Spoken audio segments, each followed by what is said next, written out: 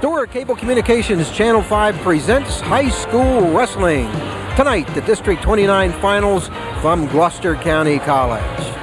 Hello, everybody. I'm Bob Shryrock, dredged out of my wrestling mothballs tonight to be with my old friends John Vogeding and Nick Burzichelli, the wrestling team here on Channel 5. And I'm going to be doing some interviews tonight with the champions of the 13 weight classes. And John, of course, will be doing their thing of calling the shots. Well, this has been a Paulsboro-dominated event for as long as anybody can remember. And in fact, John Vogeding, Paulsboro already, before we have our first final tonight, has clinched 21 in a row.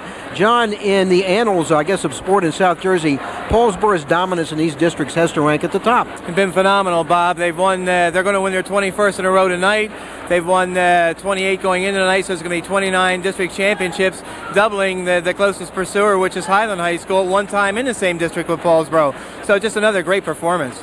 Okay, the team competition obviously is important, John, but also this event enables the wrestlers to get ready for the individual competition down the road to the state finals. Well, the top three this evening go on to the Region 8 championships at Absegami High School, and then a week down the road from that, from Absegami, the top three in that region go against the top three in Region 7 in what's called the Super Region this year, simply the first round of the state championships.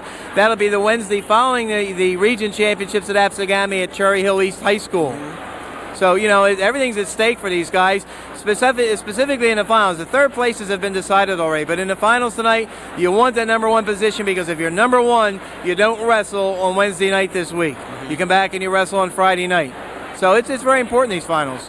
Nick Burzichelli, not surprising for us to say that there are 7 Paulsboro wrestlers in the finals. That's happened before, but this is a strong 7, including 2 defending state champions. Yeah, you have Larry DeVault. He's going for his 4th straight district title tonight. He'll be joining just a few of the elite throughout South Jersey, and then you have Matt Suter, of course, returning state champ. He's going to go for his, I believe, his 2nd district title, if not his 3rd, because now he's a junior. He started so young. I don't know how many times he's wrestled already, so he's on his 3rd already. But, you know, Paulsboro has 7. Last year they had 9. Paul Marine was undefeated all last year in finals. He had 9 district champs, 4 region champs, and then 2 state champions. So he's undefeated in finals last year. I don't know if that'll happen tonight, but you know, Ernie Maiden starts off with the Paulsboro team tonight, so it should be interesting. No shocker, John, of course, that Paulsboro has the 7 in, but some other teams showing well in this tournament. Pittman with a good showing. West Effort has several in the finals. Woodstown in the district for the first time. They got 3 in the finals. Right, Gloucester Catholic was shifted out of District 29 in the realignment, and Woodstown moved in along with Clayton, which restarted their team this year. So, you know, Woodstown is 3 in the finals tonight, and they've shown very well. They're in 7th place right now, but I think if they get 1 or 2 winners in the final, and I think their heavyweight stands a very good chance of winning, they're going to move up a couple of spots probably before the night's over. Okay, quickly, Nick, one final question. We're going to see something new tonight. Maybe we'll see something new, and that, of course, is sudden death overtime from here on out in the tournament. How do you like the rule? I think it's exciting. You know, before we would have this criteria decisions for overtime rules. This year it's real simple. Winner takes all. After the regulations and it's tied, we go into a 2-minute period. First point wins it. If we don't have any winners there, we flip the red-green coin for 30 seconds. The man on top, if he can hold it for 30 seconds, he wins. If the man on the bottom gets out, he wins. So you know what? Winner takes all, and that's what wrestling's all about. Okay, we'll be back with the first match in the District 29 Finals right after this.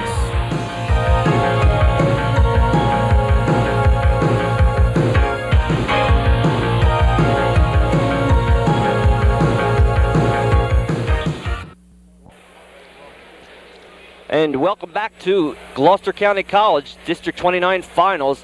Nick Burzichelli along with John Vogeding, and we're getting ready for the start of District 29. John, 7 Paulsboro finalists, 3 finalists from Woodstown. We mentioned it in our pre-show intro, and you know what? You know, I think Woodstown has been a very good asset to District 29. They have. We saw them back early in the year in the Gateway tournament, and they certainly had a great dual meet season, and here they are tonight with 3 in the finals. So they've done very well.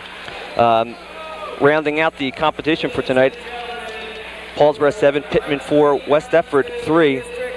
Let's throw it to Steve Anashevsky. He's tonight's scorer and public address announcer. These wrestlers will advance to the Region 8 tournament Wednesday or Friday of next week. First, at 103 pounds, a freshman, the number 2 seed in this weight. With a 22-2-0 record this year, from Pittman High School, Jeff Kinney. His opponent is a sophomore. He's the number 1 seed in this weight class. He was 3rd in District 29 last year, 23-1-0 this year, 40-13-1 for a career for Clearview High School, Joel Thomas.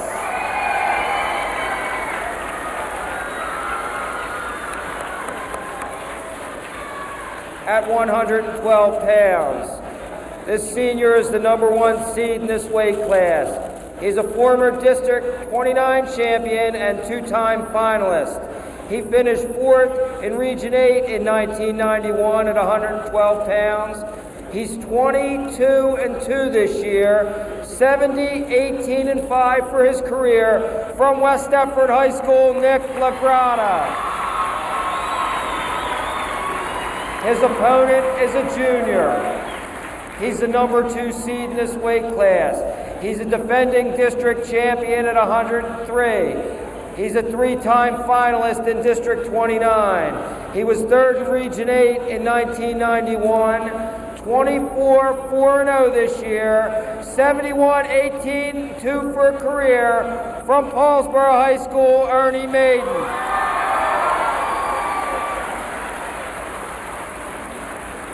At 119 pounds. This sophomore is the number 3 seed in his weight class. A district runner-up at 103 in 1991, 18-6 this year, 33-15-0 for a career. From Gateway High School, Keith Shoulders.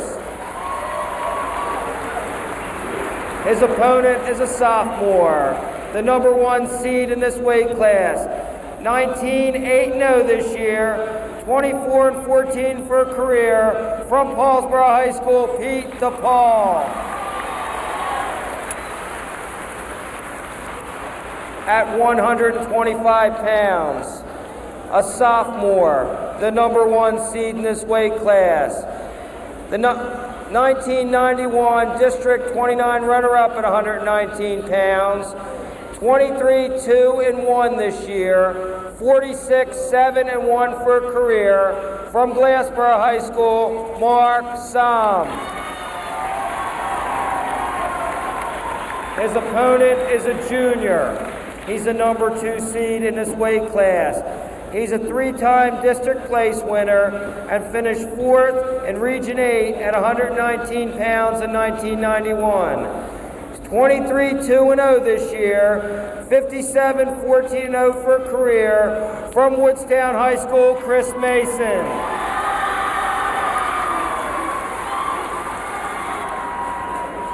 At 130 pounds.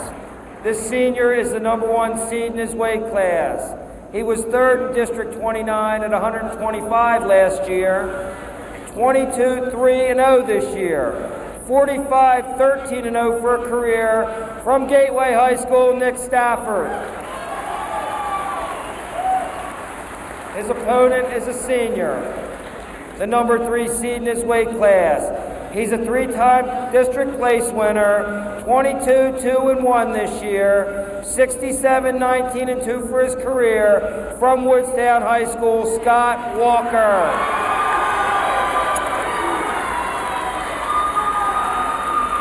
At 135 pounds. This junior is the number 2 seed in his weight class. He was a runner-up at this weight in 1991. He's a 2-time district place winner. 21-4-0 this year, 58-17-2 for a career. From West Deptford High School, John Kama. His opponent is a senior. He was the runner-up at 140 pounds in District 29 in 1991.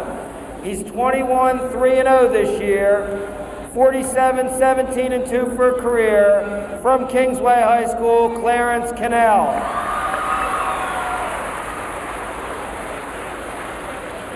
At 140 pounds, a senior, the number 2 seed in this weight class. a 4-time district place winner, and defending champion at 140 pounds. 23-2-1 this year, 87-19-1 for a career, from Pittman High School, Chris Riddell.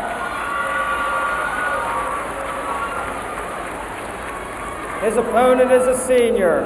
He's the number 1 seed in this weight class, a 3-time district place winner, and the defending District 29 champion at 135 pounds. 25-3-0 this year, 59-21-6 for a career, from Paulsboro High School, Donald Gentile.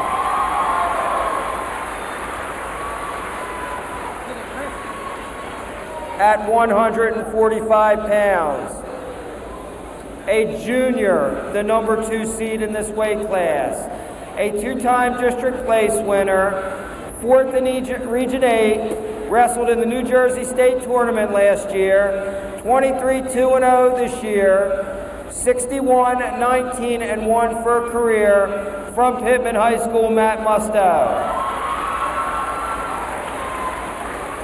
His opponent is a junior and the number 1 seed in this weight class, a 2-time District 29 champion, a 2-time Region 8 champion, a 2-time New Jersey State place winner, 28-0-0 this year, 95-6-1 for his career, the defending New Jersey State champion at 145 pounds, Matt Suter of Paulsboro.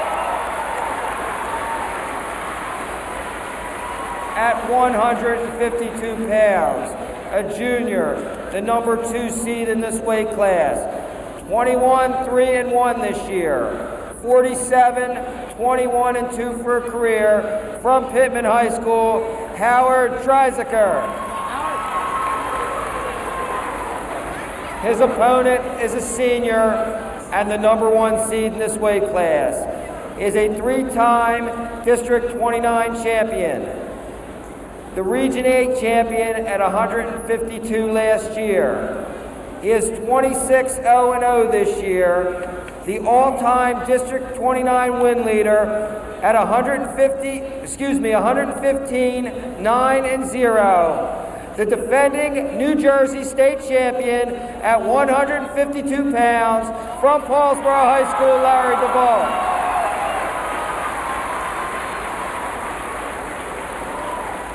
At 160 pounds, a sophomore and the number 3 seed in this weight class, 25-0 this year, 32-15-0 for a career, from Glassboro High School, Mike Reeves.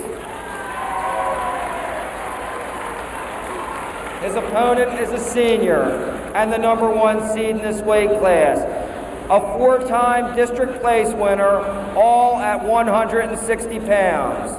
The defending District 29 and Region 8 champ at 160.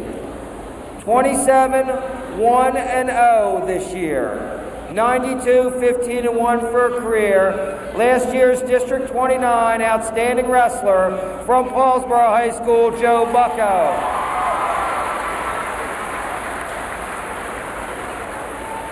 At 171 pounds, this junior is the number 2 seed in his weight class. 22-3-0 this year. 32-17-0 for a career, from West Deptford High School, Vince Layton.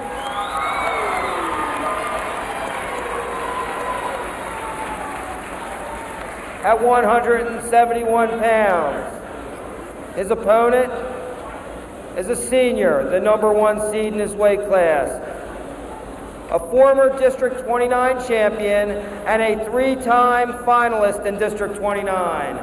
17-0-0 this year, 72-16-1 for a career, from Deptford High School, Frank Carter. At 189 pounds, a senior and the number 2 seed in this weight class, a 2-time district place winner and the runner-up in 1991 at 189 pounds. 19-1-0 this year, 57, 13, and 2 for a career. From Woodbury High School, Adam Fox. His opponent is a senior and the number 1 seed in this weight class. A 2-time defending district champion at 189 pounds. 30 in Region 8 at 189 in 1991, and 4th in New Jersey in 1989 and 1991. 21-1-0 this year. 70, 21-0 for a career. From Paulsboro High School, Charles Fones. At heavyweight, a senior and the number 2 seed in this weight class. A 2-time district place winner. 14-2-2 this year. 48, 21-2 for a career. From Glassboro High School, Paul Dillard. His opponent is a senior, the number 1 seed in this weight class. 23-1-0 this year. 47, 26, and 1 for a career. From Woodstown High School, Joe Bell. There you have it, tonight's starting lineups and tonight's finalists for District 29 action. We'll take a short break and come back right after this.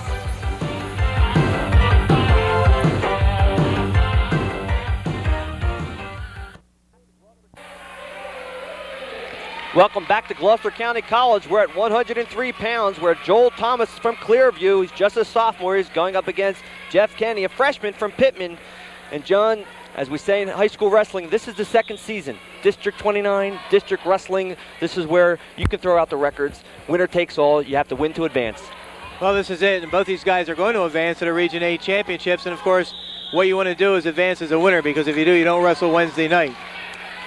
Joel Thomas, great year, 23-1. Nick, his only loss is up a weight to Dave Spiller from Williamstown at 112 pounds. He lost by a fall there. He's been perfect the rest of the year. 3rd in the districts last year. Going against an impressive freshman. I saw Jeff Kenny wrestle in a dual meet against Paulsboro, and again in this tournament. His only 2 losses to Kurt Anderson of Triton and Joel Thomas of Clearview. I tell you, this Joel Thomas of Clearview has impressed me this tournament. Tough little wrestler.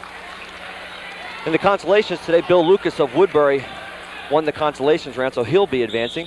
And he won impressively, 11-0 over Mike Robustello of Paulsboro, who pulled one of the bigger surprises in the tournament. You know, remember last week we had we watched the group championships, and Paulsboro beat Glassboro in the finals, and Robustello was pinned by Jeff Satterfield of Glassboro. Satterfield was seeded 3rd coming in, and Robustello got an escape and a takedown in the 3rd period last night, Friday night, to beat Satterfield and make his way into the Final Four. Just under 1 minute in the first period. Tonight's first match, 103 pounds. Tonight's officials, Rick Burnett, Marv Hamilton, Roy Fenimore, and Dave Smith. And Bonnet, the man on the match, on the mat right now. Good shot by Kenny. No points yet. Got a couple of young coaches here too, Nick. John Kane is in his first year at Pittman. 10-8 record this year, and he's currently competing for a 1992 Olympic Greco-Roman spot. He's a teacher at Washington Township High School. John Marinelli is the coach at Clearview, and we remember watching him wrestle, Nick, because he wrestled for Gene Barber down at Apsagami High School. 4-year letterman down there. Twice he was 2nd in the districts. 49 wins in his career, went to Trenton State, and he's got an overall coaching record, 11-11 this year, 26-58 in his tenure at Clearview High School. 15 seconds in the first period, scoreless.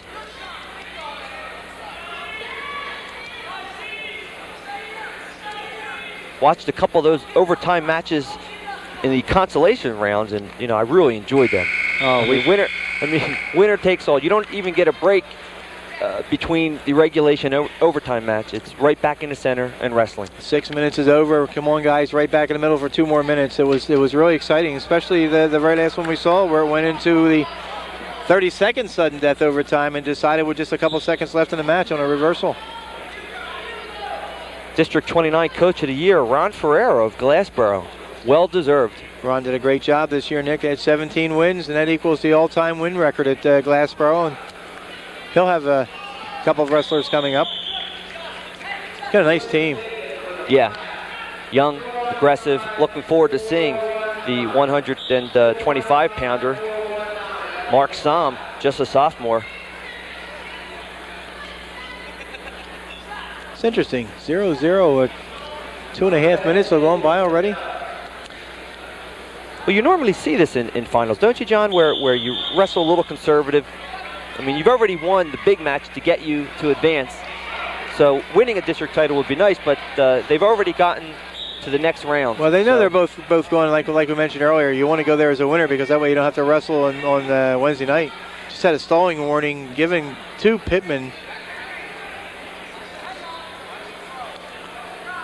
Two young wrestlers, Kenny, just a freshman, and Thomas, a sophomore. Thomas, in his first match in this tournament, had a 304 fall against Joe Melchiori of Kingsway. No takedown. Advanced to the final with a 10-1 win over Billy Lucas of Woodbury.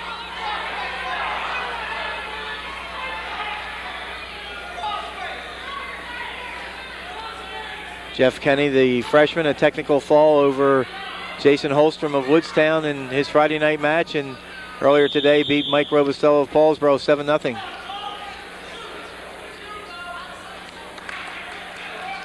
I don't think 39 seconds. I don't think we can have anything as dramatic as last year. There's the assistant coach at Clearview.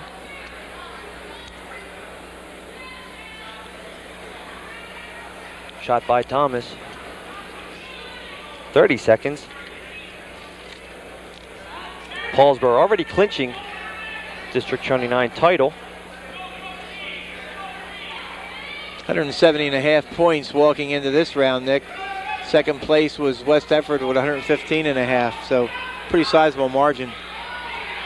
West Effort having 3 in the finals.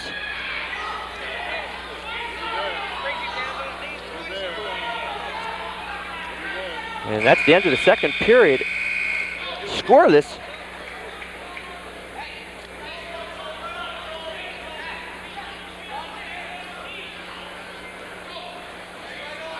Clearview, Joel Thomas taking the bottom, and there's head coach of Pittman, John Kane.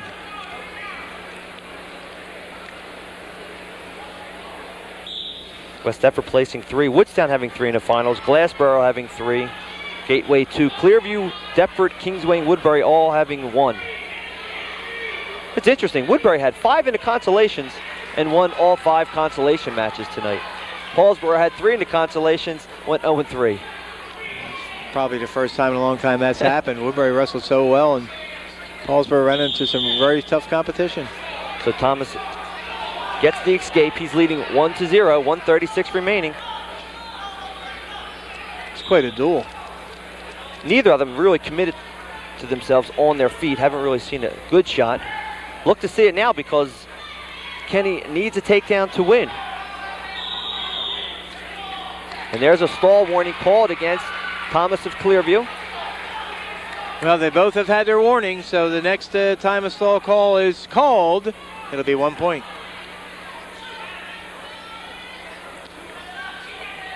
And I've seen some really bizarre calls in this tournament, Nick, over the last 2 days. Well, from what I understand, if anyone was around on Friday night, it was an interesting and exciting round. Sure was. Of wrestling. Yeah. On the mat, off the mat, in the hallway.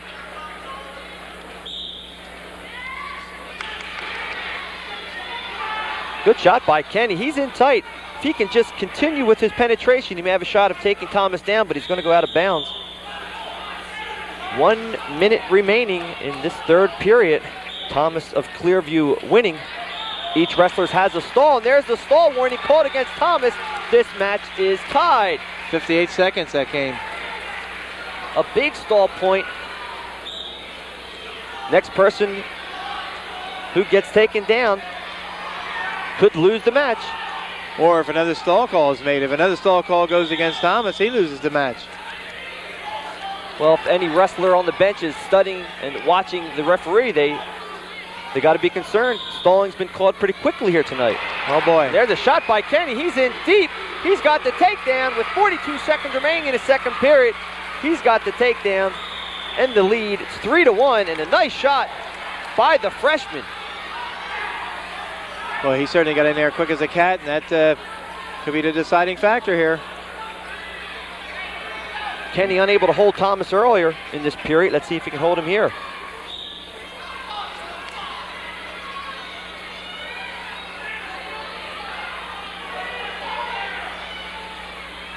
If the freshman wins here, he is in line for a four-time district championship. We're going to see Larry DeVault, and there's the neutral for Thomas of Clearview. We're going to see Larry DeVault go for his fourth District 29 title at 152 pounds. A history-making night. 3-2. 10 seconds remaining. Kenny leading.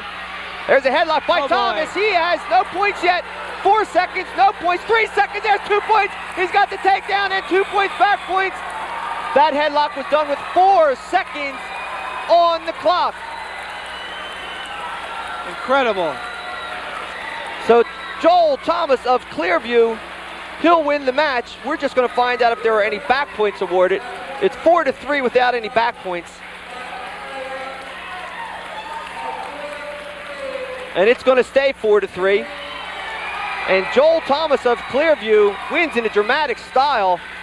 A headlock with 4 seconds remaining in the match, and he is our District 29 winner at 103 pounds. And what a way to win a title. 4 seconds, a headlock, he gets the takedown. Incredible, Nick. Incredible. I've seen so many moves in this tournament over the last 2 days. Last second calls, last second points. There was another one. The fans really appreciating this matchup at 112 pounds. West Effort's Nick Labrada, he's a senior, he's 22-2.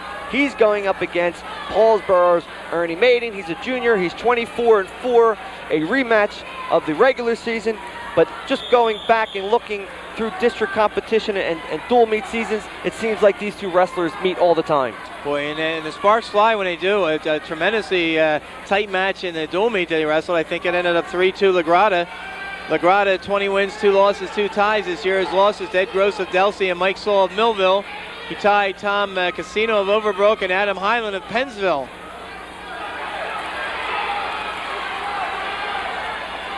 Maiden in on a single. Lagrada doing a nice job crossface and getting back to his feet. Lagrada first 2 years ago at 103 pounds, Nick, and he good fireman's got carry. that first by beating Maiden. Good takedown by Lagrada. He takes the early lead on a nice takedown. And that's what he beat Maiden by in the dual meet. He beat him by a takedown, so this comes a lot earlier than that one did. Nick Lagrada, when he wants to be so quick on his feet, he lulls you into thinking that maybe he's tired, he's out of shape, but bang, that quick, he gets the takedown. And that quickly Maiden gets a 1-point escape. It's 2-1. Lagrada, West Effort leading. Lagrada's second last year in the district, 4th in the region. Marv Hamilton, the referee for this match. Looks like Roy Fenimore pacing to the side as the assistant. Right. Lagrada 70 wins in his career coming in. Maiden 71 wins in his career. Lagrada the senior, Maiden the Let's junior. watch this takedown by Lagrada. Goes in, he's trying for a fireman's dump, but he gets a single, holds the arm, spins behind, and gets the takedown. Nice variation of a fireman's carry barrel roll situation. He got the takedown. Maiden was second as a freshman in the district, first last year. This year his 4 losses were the returning state champ Brett Maffei from Caldwell. Lost to Lagrada in the dual meet. He lost in the Great Bridge, or the Deep Creek tournament, to Dan Dearsay of Great Bridge, and he lost to Brett Connolly of Del Val in that tie match that Paulsboro had with Del Val. Some quality wrestlers if you're going to lose to people. Oh, well, they are. Nick Lagrada, he's been there all the time. 9 seconds remaining.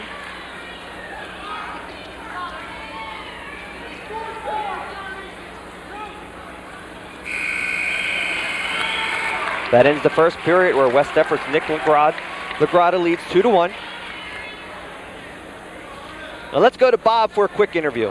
All right, thanks very much, Nick. We're talking to Joel Thomas, the winner of the 103-pound weight class. Joel, turn around, so everybody can see what weight class it was, the back of your head here. You got it etched right into his head. Okay. Joel, that was a terrific match. You won it with 2 seconds to go with a takedown. Were you aware of the clock? Yeah, I was very aware of how much time was left. Was he tougher than you thought he might be, Joel? Yeah, I'd wrestled him earlier in the year, and he got a lot tougher. Pretty tough freshman, isn't he? Yeah. You got to feel pretty good about this because you're only a sophomore, a chance to win 2 more. Yeah. Now, you only lost 1 time this year, and that was when you moved up to 112, correct? Yeah. What was that situation, Joel? Well, I had weighed in at 103, and I thought I had a match, but then I had a forfeit at 103, so I wanted a match because I had to cut weight to make the weight, so I figured instead of getting a forfeit, I'll move up and wrestle 112. And I was beat for making the weight, and the weight got to me, and he pinned me. So your season continues. Now, where will you work out next week to get ready for the regionals? Where will I work out at? Where? Will you work out with another team? No, just probably with my coach, Mr. Marinelli. Okay. Congratulations. It was a great effort, Joel. Thanks a lot. Thank you. Okay, guys. Beginning of the second period. Lagrada electing the freestyle stance. Wow. And gives up the point, so it's now tied.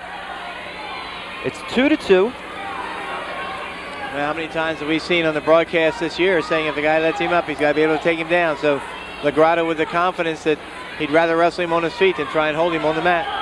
I got to tell you, I kind of like the way Lagrada works on his feet. He's a defensive wrestler, so Yes. it seems like he's a good counter. He'll counter everything that you throw at him, and he takes advantage of your mistake on a bad shot, and he takes you down with it. Very crafty on his feet, borderline stalling in a lot of people's opinions, but he's cat quick, so he's a defensive Oh, look at wrestler. this Japanese wizard. He has great moves when he wants to use them.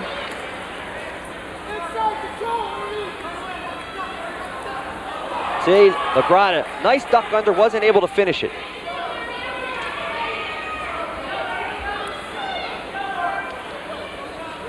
Tied 2-2.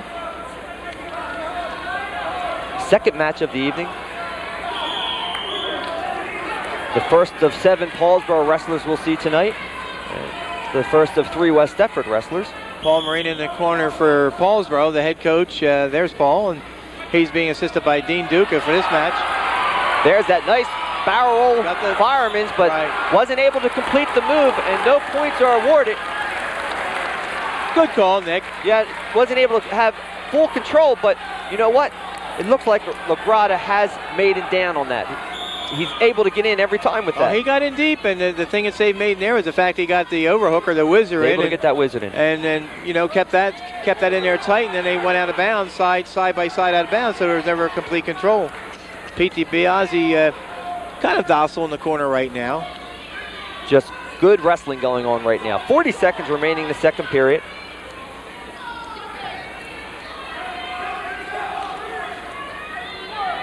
It's tied 2-2. Remember, Lagrada elected to let Maiden up.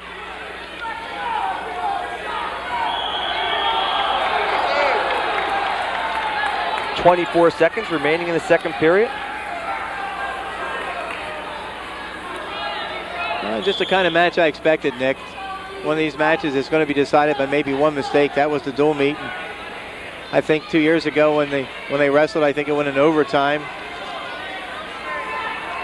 1990, Lagrada beat Maiden 2-2 in regulation, 2-1 in overtime.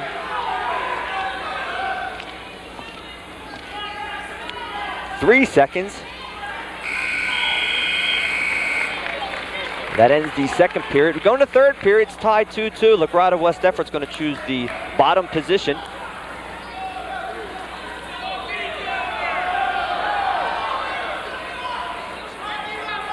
Now it's going to be tough to hold him down here, Nick.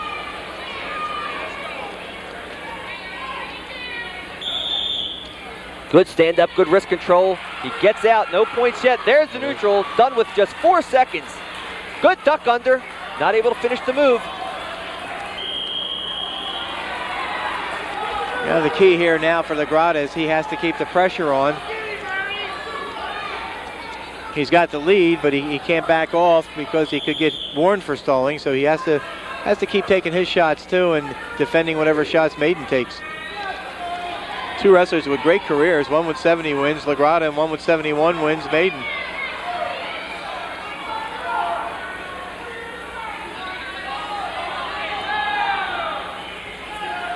Lagrada in on a single. Out of bounds, 123. 4 seconds, this is all it took for this escape. Good outside leg stand up, good wrist control, left arm through, faces Maiden, gets the escape. Faces him once again, gets to his feet. Took all 4 seconds.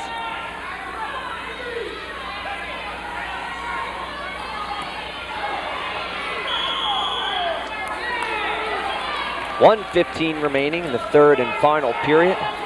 West Effort's Nick Lagrada leading Paulsboro's Ernie Maiden 3-2. And I think he's got to be careful here too. Again, Nick, it seems to me with the shots, some of the shots that Maiden's taken, he's bordering on the stalling. Well, Maiden took a real nice deep single. Lagrada able to wizard, hip down, and get out of it. Start over. There's a stall warning against West Effort's Nick Lagrada with just 54 seconds remaining in the third period. Now there's Pete DiBiase in the corner, and he certainly didn't agree with the call. And of course, he hasn't agreed with a lot of calls in this tournament so far. But you know, Nicky Lagrada is a great counter wrestler. Good shot, no control. No control, so there's no takedown. 45 seconds remaining in the third period. Lagrada leading 3-2. Lagrada has a stall warning against him. But remember, this is where Lagrada will lull you into thinking that he may be stalling, and watch out for his duck under, because he has a very good duck under. 37 seconds remaining.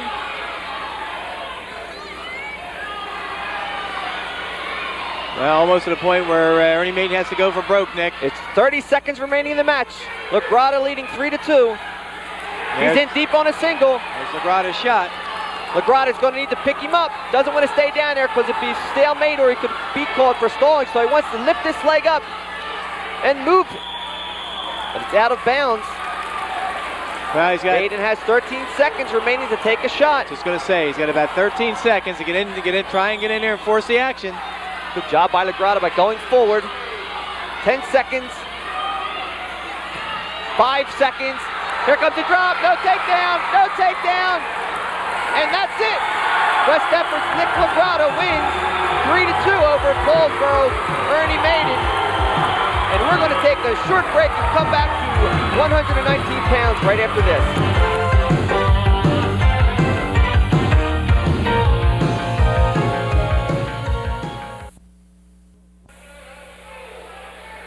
District 29 wrestling at Gloucester County College in an exciting match at 112 pounds where West Effort's Nick Lagrada wins 3-2 over Paulsboro's Ernie Maiden. Not too much different than the regular season match. Exactly the same score, Nick, and exactly the same result. Not in the same periods, but was 3-2, and it was decided on a takedown. And Lagrada is just so crafty on his feet, and he's got great reaction. We saw late in the match there where Maiden got him. Watch this. It's only 4 seconds remaining. Maiden looks like he gets him off balance. He's right about the lateral dropping. Lagrada gets thrown to his hips. Maiden's unable to spin behind because Lagrada has his left hand in a good position, inside control on Maiden, and is able to face him to win the match. And you talk about scouting and knowing how to wrestle his opponent. Nick Lagrada has done that.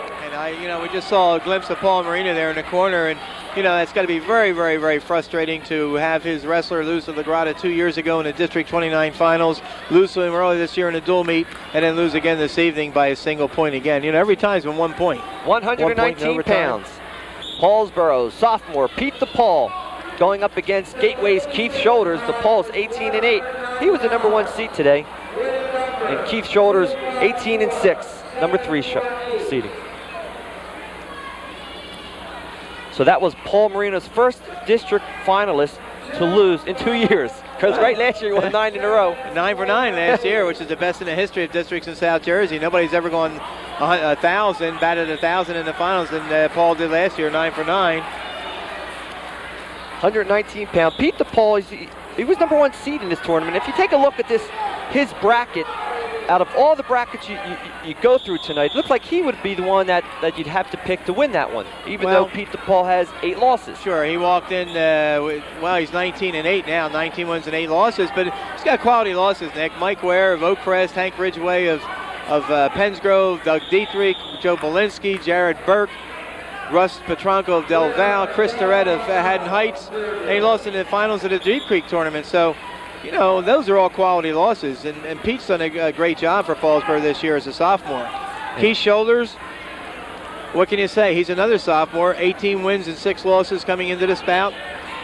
He lost to Pete DePaul 10-5 earlier this year. He lost to Joe Murphy of West Deptford 4-2, and Murphy ended up being beaten by Shoulders 10-4 in the semifinals, and Brian O'Shea of Glassboro came in third by pinning Joe Murphy. So he avenged one loss there. This is a chance to avenge another loss as we get a stalling warning. So Shoulders called for stalling. And just taking a look at 119 pounds, it looks like it's probably the most well-balanced of the brackets. Everyone has a lot of losses, has a lot of wins. There's not that real outstanding wrestler with 22-0 or 25 wins. It's well-balanced. So this was a fun bracket for this tournament. Sure, and look what you have in the finals. You got the number 1 and the number 3 seeds, both sophomores, and you know, one with 6 losses this year, the other one with 8 losses.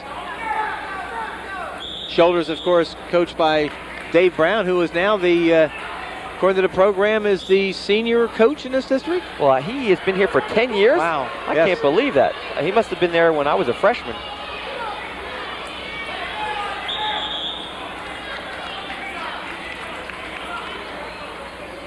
"11 seconds remaining in the first period. We're scoreless." Shoulders this year with losses besides to Pete DePaul and to Murphy of West Deptford. Lost to wrestlers from Haddon Township, Rancocas Valley, Woodstown, and St. James. End of the first period, it's scoreless. And let's go to Bob Shryrock for an interview. Thanks very much, guys. Nick Lagrada, 112-pound champion. Another terrific match with Ernie Maiden. But you've had a lot with this guy through the years, haven't you, Nick? Yeah, I'd say I wrestled him 9 times, I think, since my sophomore year. How's it going? Of those 9, how many have you won? 8. You've won 8. So you kind of had Ernie's number. Yeah, I think 4 were in regular high school wrestling and 4 were in freestyle. 5. Now, he's a terrific wrestler. Why do you have his number like that? Don't know, because I think our styles are like more or less the same. And it's weird because I'm quick on my feet, he's quick on his feet, but I think his strong point's riding on top, where he pins everybody, like in kind of whatever semis today. He pinned little Joey Monahan after his tie score, just pinned him in the 3rd period, and I was like, couldn't believe it. You know, gave me a little worry. Did this one go pretty much as you anticipated, Nick? Exactly. I knew I had to stay in it. So usually I'm not known to stay in it all 6 minutes. A lot of guys look for me to get stalled out or get hit with stall and give up a point. But sometimes the refs are against me because they already know it. And the crowd, like I think out there for that stall call, I think the crowd calls that one because I wasn't stalling. How does this set you up for the rest of the tournament stretch, Nick? The best. See, if I didn't win districts, I would have got a bad seed in regions because this year Region 8 is so tough at 12. With Ed Gross returning from 3rd in the state, Bobby Schnurr, Mike Saul. Tough weight class, isn't it? And if I didn't get that district title today, I would have Ed Gross 1st round. And I could beat him, but I'd rather have some guy that's not so good. Well, congratulations on a terrific win tonight, Nick. Thank you. Good luck the rest of the way. All right. Okay. Okay. Thanks, Bob. We appreciate that. We're at the 2nd period. 119 pounds. Scoreless 0-0. And there's the first point. Shoulders of Gateway gets the escape. You know, Pete DePaul looked a little lethargic on Friday night in his first match. He wrestled Jeff Wade of Woodbury, and they were 6-6 in regulation, and they went to that sudden death overtime before DePaul got a takedown with 30 seconds remaining in that 2-minute period. So he had to go overtime to beat Jeff Wade, but he looked extremely sharp this afternoon. He took on Brian O'Shea of Glassboro and pinned him in 45 seconds. Sitting on the short end of a 1-0 score right now. Shoulders last year, Nick was 2nd in the districts at 103 pounds to Ernie Maiden. He lost by a technical fall. Went to full 6 minutes. He lost 17-2. But so he's been in the finals before, which is something that DePaul hasn't been. And that means a lot. Sure it does. That means a lot. For the first time being in the finals, you really don't know what to expect, how to handle the pressure. Sometimes it gives you just a little added edge. DePaul's really is on his best, Nick, when he's not tight around the neck. When he can get out and fire in there for takedowns, I think that's when he does his best wrestling. 45 seconds remaining in the second period. Shoulders leading by 1.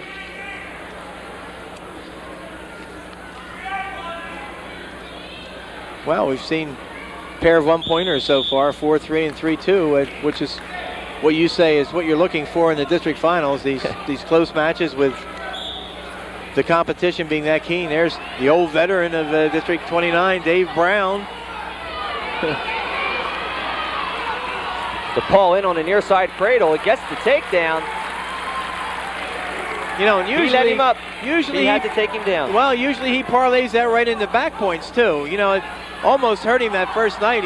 He had to take down on what I thought were back points. Never got it. Ended up in a 6-6 tie and forced into overtime.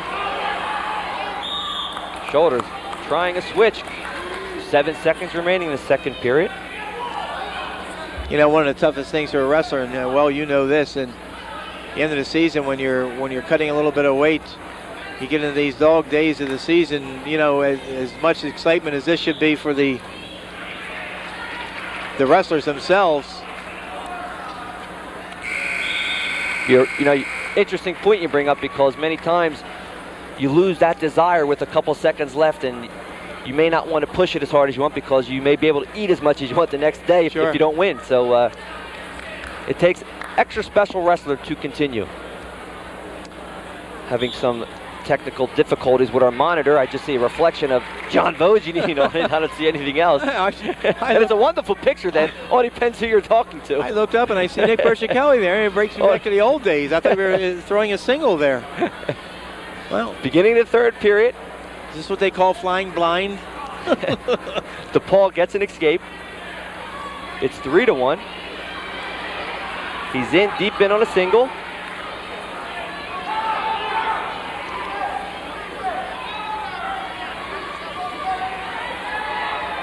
This is where DePaul has been so explosive, Nick, in a tournament. When he gets into those takedowns, he generally parlays them right into a 2 and then back points. Shoulders throwing a half Nelson. DePaul trying to work as if it's a Peterson, but there's no takedown, no control. Yeah, I'll say out that. of bounds, and we have monitor. Yeah, I had a few people shouting for two, and in that situation, as we've said all season long on these broadcasts, the takedown situation, you have to have complete control before you go out of bounds to get the 2 points for the takedown. And of course, the veteran and experienced referee Roy Fenimore in the center for this match. Who's had a solid tournament. The old vet doesn't let me down again. Dave Smith is the assistant on the mat for this particular bout. And you know, last year I credited Dave Smith with something, Nick, because his brother Dennis was a state champion and his brother Jimmy wrestled at Shawnee and was a district champ. And there's what you were talking about, John, right the near side cradle. If he can... no takedown. See, never had complete control there. He's on the ankles. He's got to be able to work up and get control from there. And his knees drug across the line. And when that happened, that's a supporting point, and that's why they're back standing. So I was saying Dave Smith wrestled at Lenape also, and I double-checked with him, and he was in the district finals 2 times, but didn't cash in for the gold. Well, he's in the district finals tonight. Well, in a different capacity. Yeah, and I told him, I said, we made the district champ last year. He appreciated that. 10 seconds remaining in the third and final period. Paulsboro's Pete DePaul leading 3-1. Shoulders trying a desperation move, and there's the takedown by DePaul. It's going to be a 2-2 move. And that's going to be the final score of 7-1. Paulsboro gets their first District 29 champion of the evening. Paulsboro's Pete DePaul wins 7-1 over Gateway's Keith Shoulders. A nice job by the sophomore. Well, you know, familiarity sometimes breeds contempt, and they had wrestled each other earlier this year, and DePaul had beaten Shoulders 10-5. So DePaul, I think, a little bit cautious, Nick, being very, very careful not to make a mistake, waited his time, and came out on top 7-1. And there's the 125-pounder for Glassboro, Mark Somm, just a sophomore. He's 23-2-1. He's going up against Chris Mason from Woodstown. He's 23-2, and we've seen Mason before when we were fortunate enough to do the Gateway Invitational Tournament earlier on Channel 5. And only 2 losses by Mason, but quality losses, Nick. He lost to Hank Ridgway of Pennsgrove 5-2, and he has lost to Mark Somm of Glassboro here 5-3. Somm also quality losses, 23 wins, 2 losses, and a tie. He lost to Joe Belinsky in the Oakcrest Finals. 1 week later, he tied Belinsky. He also lost to Hank Ridgway, so they both lost to Hank Ridgway, and Mason has lost to Somm. There's the District 29 Coach of the Year, Ron Ferrero.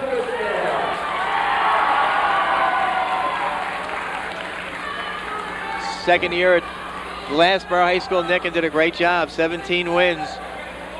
Ferrero came to Glassboro, he was there last year, 9-9, 17-4 this year in a Group 1 qualifier, won a division of the Tri-County. Wrestled at Cranford, and he's already had a state champ when he was coaching up there.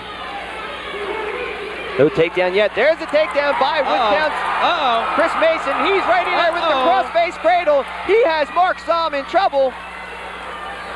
Somm able to get to his base. The move has not been broken yet, so we don't see if it's a 2-point or a 3-point near fall. The cross-face cradle is still in. He has Somm in trouble. Big trouble. This is a nice cross-face cradle. I think the inside shoulder up enough where... Yep, he lost the crossface. He has the cradle situation, so you can see Somm's left shoulder is going to be off the mat. This is definitely going to be a 3-point near fall as soon as the move is broken. But what a statement this Chris Mason is making. I mean, this is the first time we've seen Woodstown in District 29 competition. As I said earlier, I think was a fine addition. Not taking anything away from Gloucester Catholic, but Woodstown, a much stronger program. They brought some wrestlers in here in this tournament to wrestle, Nick, and they've got 3 of them in the finals. And the makings of an upset here because Chris Mason had lost earlier. There's the 3-point near fall. So it's 5-0. Chris Mason of Woodstown. And here's the replay. Somm shoots in, overextended, tries a headlock, unable to get it. He slips off of it. Little Navy ride. Then he's going to see that Somm's knee is by his head. As soon as that happens, you put a cross-face cradle on, and that's what he did, and he got 3 points near fall out of that. Opened the door right away when that knee was up by the nose. When your knee hits your head, go for the cradle. You know, that's a big 5 points against a caliber wrestler, and that's got to be difficult to overcome, especially when you're wrestling a tough wrestler. Well, you know, Mason's wrestled him before, and he lost a close match before. And I don't think Somm is 100%, although he's had a good tournament so far. He won by fall in his first round, and he won 14-0 against Joe D'Amico of Woodbury, who came back and went into overtime, sudden overtime, and beat James Loomis of Paulsboro for 3rd place at this weight. Chris Mason opening up with a technical fall over Billy Thompson of West Deptford Friday night, and coming back with a 9-7 win over Loomis in the semifinals. 15 seconds remaining in the first period. Mark Somm just being counseled a little bit, trying to, Dave Smith giving a little instructions on try to keep the wrestling in the center. Mason 1 year older, he's a junior, 57 wins in his career. Somm, the excellent sophomore, already 46 wins in his career in 2 years. Quite impressive. Now let's go to Bob Shryrock for an interview. Thanks very much, Nick. Pete DePaul is my guest now. Pete, of course, wins his weight class as a top seed. 7 Paulsboro wrestlers in the final. And Pete, I guess it makes you feel kind of good to get that first title tonight for the Red Raiders. Yeah, Ernie Maiden went out there and had a good match and came up short.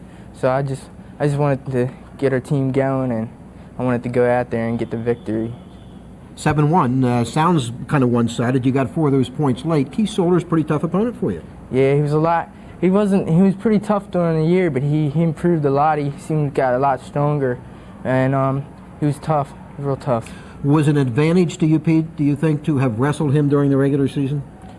It's kind of an advantage because I thought I had the mental edge over him from wrestling before and beating him, so I thought I could beat him again. Nice to get your first title as a sophomore. That means you have a chance to get a couple of more, and of course a lot more to look forward to this year, Pete. Yeah, I set my goals high. I hope I can place in the regions, and by the time my senior year be a state champion. That's my goal. one of the strengths, of course, is for the Paulsboro program is that all of you guys stay intact into the tournament, so you'll all be able to continue to work out. Yeah, we're a close-knit team.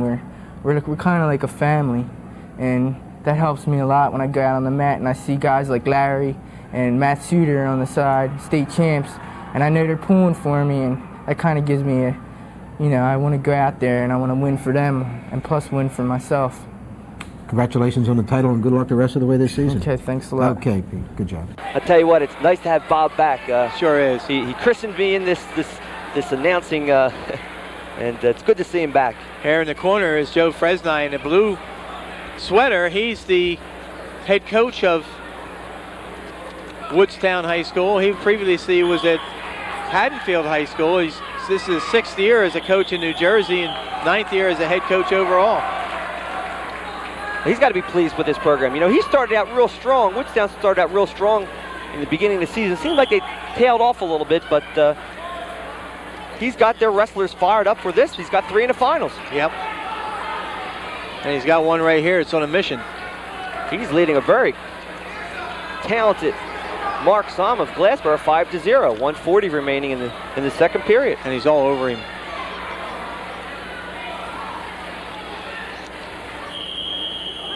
You see Somm's hand bandaged, Nick, and his right hand. I believe someone told me earlier that there's a possibility that hand is broken or maybe severely sprained, and that's going to hamper him in a championship match. Well, how do you get wrist control? How do you get control without full strength of a hand? It's unquestionably very difficult.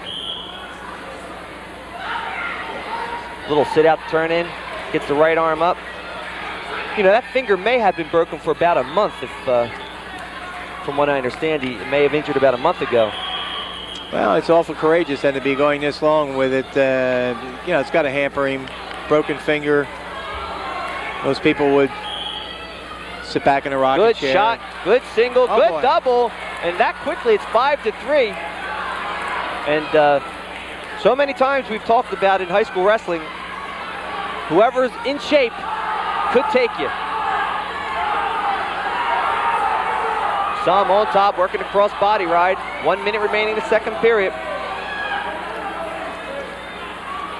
Now it's Somm's turn to work the cross base cradle, but runs out of mat space. Runs out of room. Let's watch this takedown. He shoots in. Good single, switches to a double, picks Mason up, spins behind, gets the takedown. Somm last year, second in this district at 119 pounds to Craig Randolph of Paulsboro, Nick. And I understand he wasn't 100% last year when he was in the finals. Well, I think you kind of alluded to it earlier, you know, losing all this weight, getting to the end of the season, it takes a toll on you. Well, and for guys like this that have a little bit of a dinger there on his hand and on the finger, you know, you see the fingers taped together, so it's a rugged sport to begin with, and when you get banged up near the end of the year, when you're going to start wrestling even more quality it's difficult wrestlers to recover. You saw how it's bandaged up, you saw some padding inside the tape. 30 seconds. It's got to be painful to run a half. Oh, he ran it out of bounds. Looked good, but he ran out of space, and Mason is going to be called for stalling. So it's 5-3. Chris Mason of Woodstown leading, but Mark Somm seems like he's getting stronger as the match is going on. He's really battled back well. Potentially dangerous. Just confused the heck out of myself here. My little pad, I'm using WS as a Woodstown abbreviation, and I put down WS/WS. All right. Woodstown warned for stalling. I'll probably go back and won't be able to figure out what I was doing. See, John, that's why I'm on a philosophy. I don't write anything down. That's why I don't remember anything.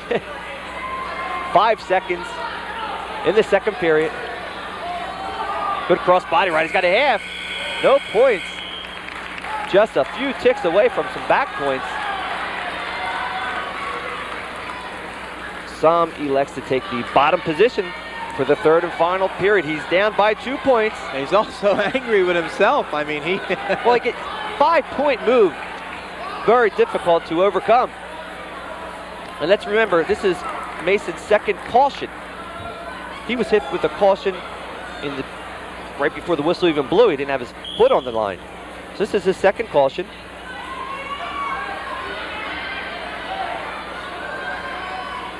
Good tight waist, near arm tilt. Oh, he's got some back points.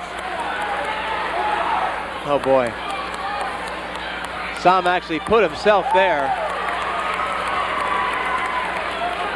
And there's the points awarded. A nice move by Woodstown's Chris Mason. He's now leading 7-3. And that was instigated by Sam himself. I mean, he was trying everything he could to get out off the bottom, only being down by 2 points. Got to have one. Sam there. gets the escape. I agree. Are they booing me? I don't think he said it loud enough. He's in deep on a double again. Gets this, he closes it to 1 point if he can get the takedown. No points awarded yet. Sam in deep on a double. He's making Mason think about his back. He's trying to hook a leg. Goes to a He stalemate steps over. As soon as he hooks a leg, running out of mat space. No points. And we're standing. 1 minute remaining in the period. That's incredible. He was really in deep on that. Mason fought him off pretty well. Good shot by Mason. Gathering Sam up with a double leg.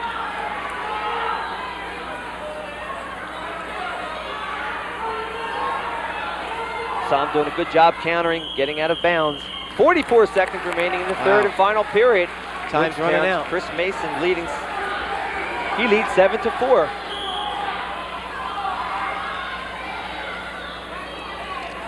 Of course, we didn't see Mason last year, Nick, because he was in another district, but second in the districts last year, fourth the year before. As long as Sam's hands are on one side of the spinal cord or the other, this won't be called an illegal move. The hands have been broken. Out of bounds. 21 seconds remaining. Well, Ron Ferrero and Bob Bruno are going crazy over there on the side. They got it. They got their man shooting. And Mason can allow 2 points. He can't allow 3. Doesn't want to give up 2 and 2. Sam in on a back heel trip, no points, but Mason throwing in a cross body ride, no points. 5 seconds remaining. Gonna run out of time. Looks like Chris Mason of Woodstown will win the match. 7-4.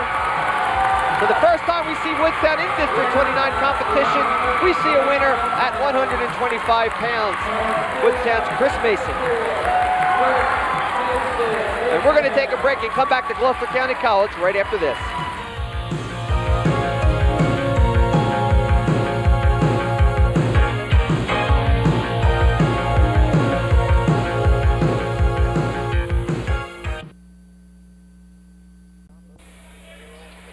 Nick Burzichelli along with John Vogeding, we're at 130 pounds, where Gateway's Nick Stafford, he's a senior, he's 22-3. He's going up against Woodstown's Scott Walker, a senior, he's 22-2-1. So this is Woodstown's second finalist and Gateway's first. And Nick, just like in the last weight class where we had a little bit of revenge, one of Chris Mason's losses this year was the Mark Sam of Glassboro, 5-3, and Chris Mason just won a district title by beating Mark Sam. One of Scott Walker's losses this year was the Nick Stafford of Gateway. He earlier avenged one of his losses by beating Ken Rogers of Woodbury in the semifinals. The fact is he pinned Rogers at 327. Rogers come back to beat Sean Everwine of Kingsway 4-1 to place third and advance to the Region 8 tournament. Stafford, a senior, 22 wins, 3 losses this year. His 3 losses were to C.J. Seemuller of Cinnaminson by 2 points, to Lee Moore of Pensgrove by 2 points, and A.J. Rollins of Pittman by 1 point. Good back heel trip.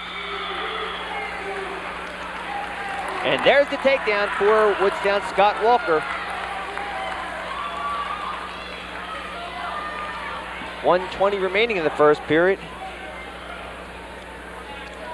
Ironically, Stafford lost to A.J. Rollins 4-3. Walker had a tie with A.J. Rollins of Pittman. Stafford trying a stand-up. Gets the escape. A.J. Rollins was seeded 4th in this district, Nick, and lost on opening night to Sean Everwine of Kingsway 2-0. So that's why we don't see A.J. Rollins, who had a win and a tie over these 2 wrestlers. We don't see him here in the finals. Wow. Gateway warrant for stalling. I don't know, you know.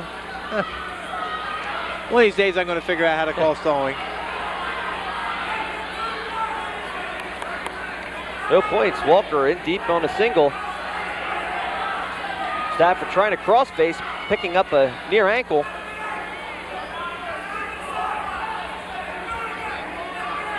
"30 seconds. It's great to see a full house in the Gloucester County College Gymnasium, Nick. Haven't seen one in a long time. Yeah, you know, we even the saw. semifinals today was a nice crowd. Nice I bet it crowd. was about 90% full. It And really was nice. And last night, close to 100% on Friday night. The pigtail bracket, or the preliminary round as you call it, in the quarterfinals. Almost a full house in here.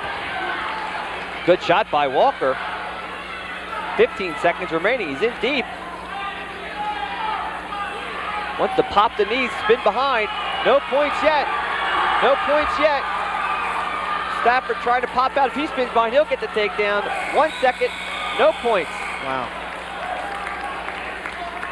Well, I know the referees have taken a lot of criticism over the weekend, but right there was a good example of staying patient, not giving the points out too early, and no points were awarded.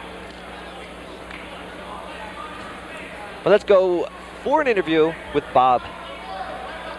All right, thank you, gentlemen, very much. Big night for Woodstown High School. They swing over from District 31 to 29 this year with a very strong showing, and Chris Mason is my guest now. He wins his championship at 125 pounds. A little bit of history tonight. How do you feel about being the first from Woodstown to win in District 29?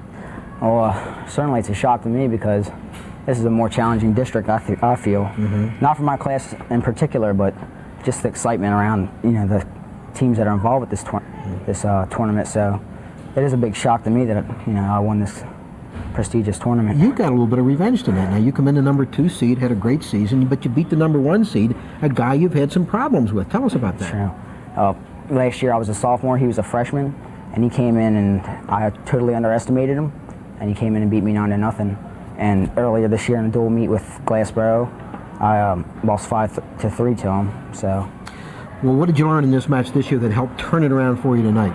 Well, wrestling him over the past 2 years, I've gotten used to his style.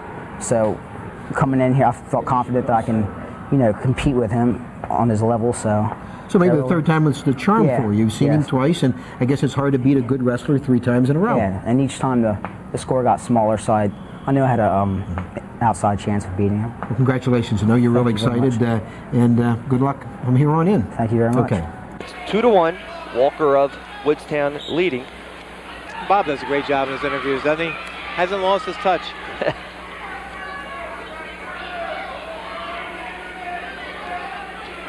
One of my mentors at one time, Nick, you know. First time I left education and went into another business, it was to work under Bob. It was sports editor of the old Woodbury Times. Oh, did you see how boy. Stafford uses a cross-face cradle and brings Walker in? Just by bringing him in, just shows the aggressiveness. And there's a 2-point near fall for that move.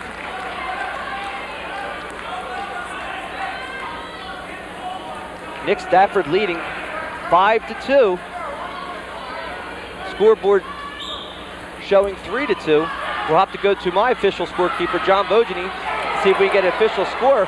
3-2 is correct. Stafford Okay, so leading. Stafford was losing 2-1 coming out of the first period. Take down to Walker and escape to Stafford. Stafford trying to roll through. Not getting any points there, so Stafford is leading 3-2.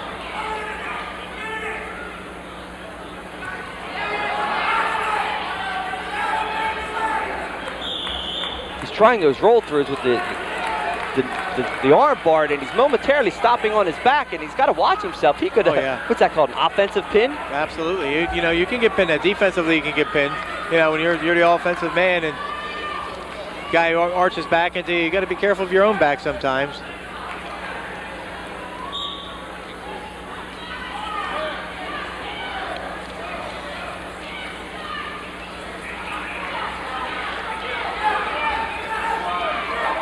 .45 seconds remaining. Walker out on a switch.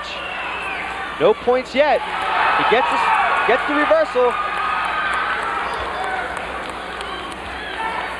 Almost not even serious trouble, too. Walker unable to hold the reverse Nelson. Stafford back to his base. Well, you know, Stafford was third at 125 pounds in this district last year.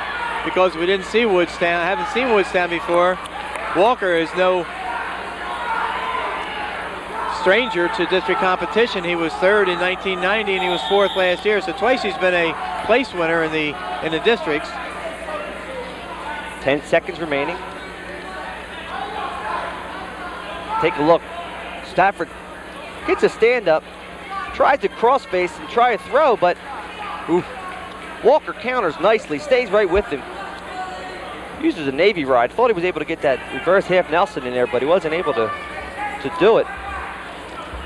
10 seconds remaining in the second period. Scott Walker indicates that he's going to Uppsala University next year, plans to wrestle.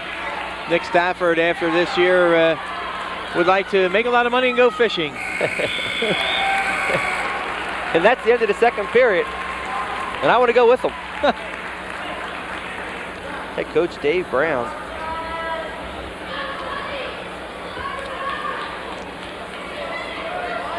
"10 years. He's an old-timer in this league." Well, I'll tell you, former great athlete at Audubon High School in the Colonial Conference. Probably one of the real true gentlemen in the sport too.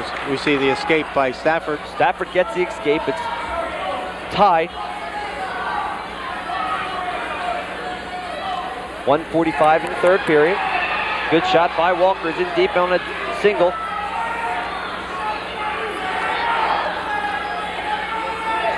Stafford controlling Walker's hips. Working on the ankle. We could see it potentially dangerous because it's bending the wrong way. Yeah, I thought we were going to either have potentially dangerous or a stalemate. And you don't want to bend those ankles the wrong way, huh? That hurts. Well, these guys are having rematches. Are having great finals.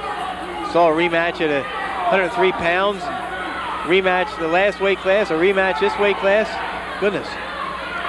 Yeah, and then when we get down into the heavier weights at 189 pounds, we're going to see a rematch of District 29 of last year. Yeah.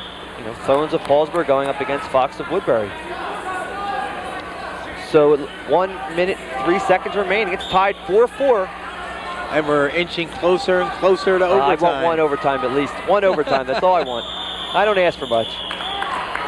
And Stafford's going to be called for stalling, and that's going to be a 1 point for Walker.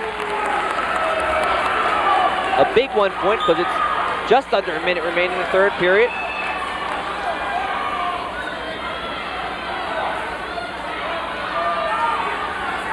Good back heel trip by Walker. He gets the takedown.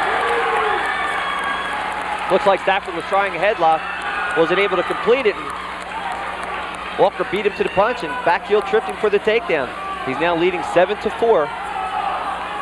And has to, well, there he goes. He's got to work for some kind of pinning combination or he's going to get called for stalling. Good front heel trip. There's the stall call. Stalling against Walker. It's his first. You can see Stafford trying for a headlock. Slips off of it. And then Walker back heel trips him for the takedown. Nice counter. Woodstown has 3 in the finals. Their heavyweight is outstanding. We're going to see him later on, of course. But he's just 10 seconds away for being Woodstown's second consecutive champion here. 6 seconds remaining. Incredible. Truly incredible. Woodstown's fans appreciating what Scott Walker's doing. He's 6 seconds away from winning a District 29 title. And gaining a little bit of revenge for an early season loss. 3, 2, 1, and that's it. Woodstown, Scott Walker beats Gateway's Nick Stafford 7-4. Woodstown 2 for 2.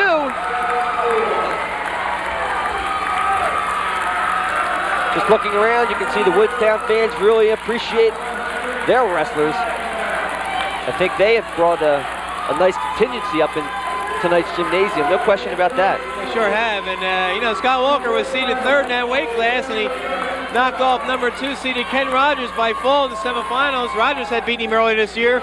Got one little bit of revenge. He gets the other here by beating Stafford 7-4. A lot of revenge going on in district championship. You mentioned one earlier where Robustello got one in the first round. With Satterfield from Glassboro. We're waiting for the 135-pound contestants. You can see Clarence Cannell of Kingsway. He's a senior. He's 21-3-1. He's going up against West Deptford's outstanding junior, John Kama. He's 21-4, and there's John Kama there.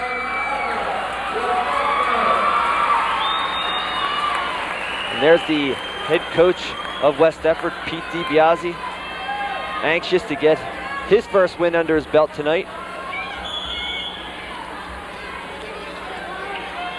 I think West Deptford's had some interesting bouts in this tournament, and maybe a lot of people expected them to have maybe 1 or 2 more people in the finals, but we saw a great rematch at 103 pounds Friday night between Sherman and Lucas of Woodbury, where Sherman had won the dual meet. Lucas won Friday night to knock Sherman out.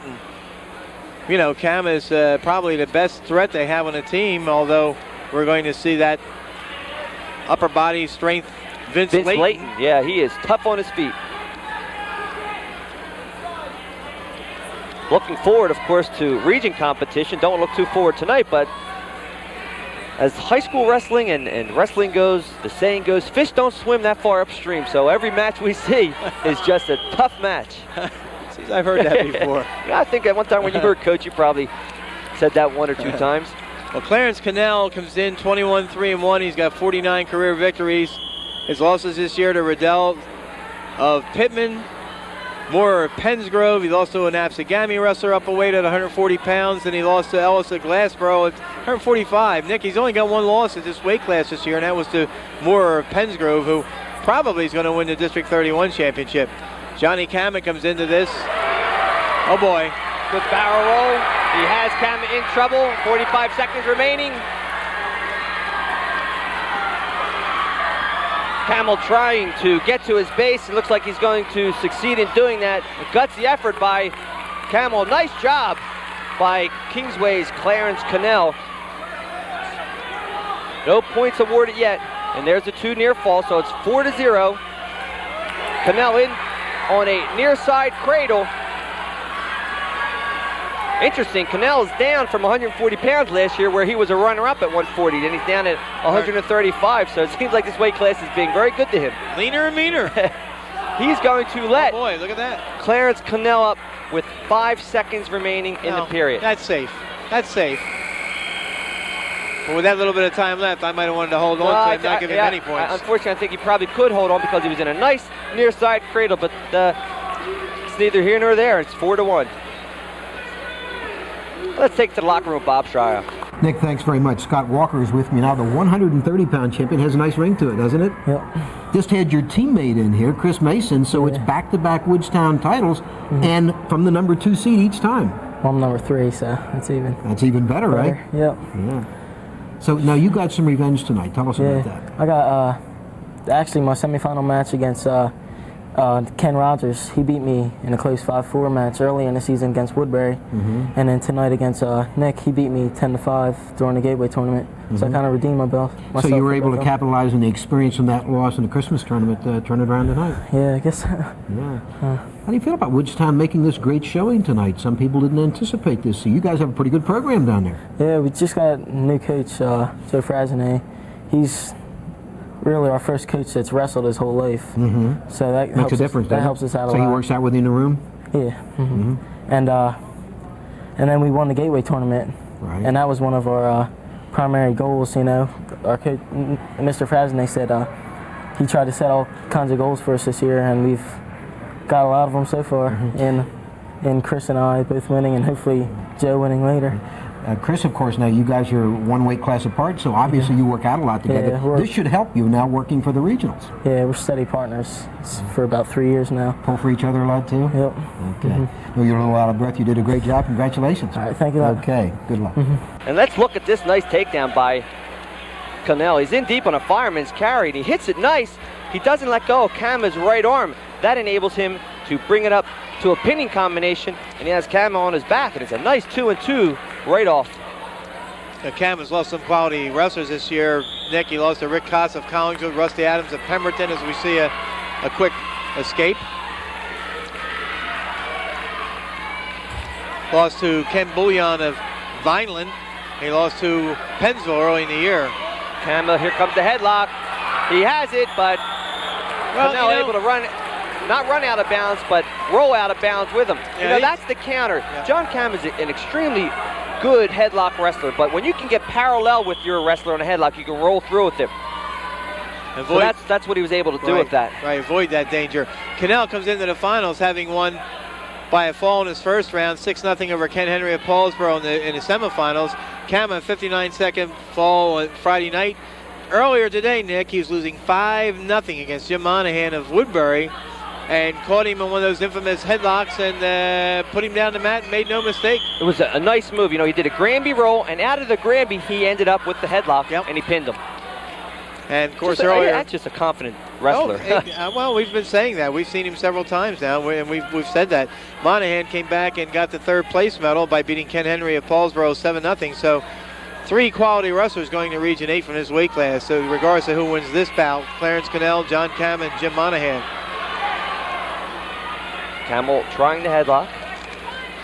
So Cannell leading 4-2 on a big 2-2 move.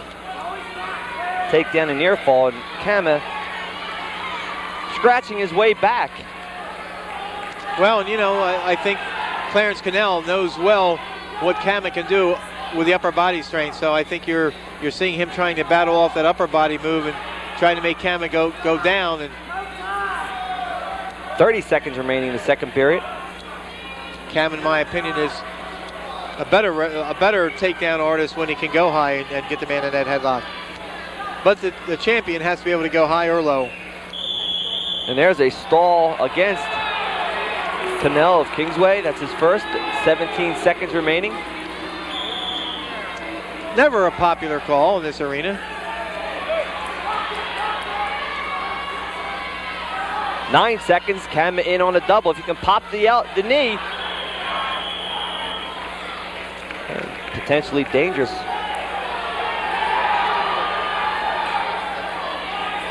Four seconds remaining in the second period.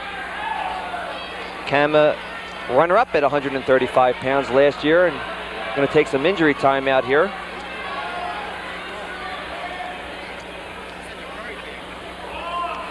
So we're at our 135 pounds. Everyone get your pen out. Write it down because it's our first injury timeout this year. Usually we start off right at 103 pounds with a bloody nose or some type of injury, and the finals end up being a 5-hour episode. Well, and I see Coach Pete DiBiase checking with the official. Vern Zellner, one of the West Effort assistant coaches. Yeah, assistant coach, trainer, jack of all trades. It's just the type of assistant you need out there. Ironically, I was at the Metropolitan Championships last Sunday, the college championships over at Gloucester State. And who's sitting in the Gloucester State corner but Vern Zellner. Vern Zellner. Not a future wrestler, maybe a future figure skater, huh? Nighty-night time. It's been an exhausting day for him. So 4 seconds remaining in the second period. Not sure what the call was for. Well, it looks like another point went up on the board. So could that have been an illegal move? I don't know. Not a potentially dangerous? I don't know. We should have mic'd these refs, huh? You can see the hand signal Marvin is giving out there with his crossing of his arms. Okay, yeah, okay. Does that make sense to you? What he must have called, and the assistant must have agreed to, he must have called an illegal scissors on the head. Okay, so that's what it was. It's a penalty point. So it's a penalty point awarded, and it's now 4-3. Kama got that penalty point. Beginning of the third period, Kama elects to let Cannell up. Well, Cannell's got the lead. Kama's got to put the pressure on. He's going to stalk him. They both got to be stalking at this point. Neither one can back off. Kingsway has a stalling warning, so he has to be the aggressor. Good shot by boy, Kama. look at this. Oh my, oh my. No points. Kama in good position for the takedown. And he does. Oh, brother. Oh, brother, we had a 2 and a 2 given. So there's a takedown and a reversal. It's now 7-5. Oh, boy. I don't know. Connell. I don't know. Well, then let's take a look at that. Maybe they're put their heads together, maybe. The call was scoreboard is reading 7-5. 1:21 remaining in the third period. Just going over. There's the head coach, Pete DiBiase, in there, and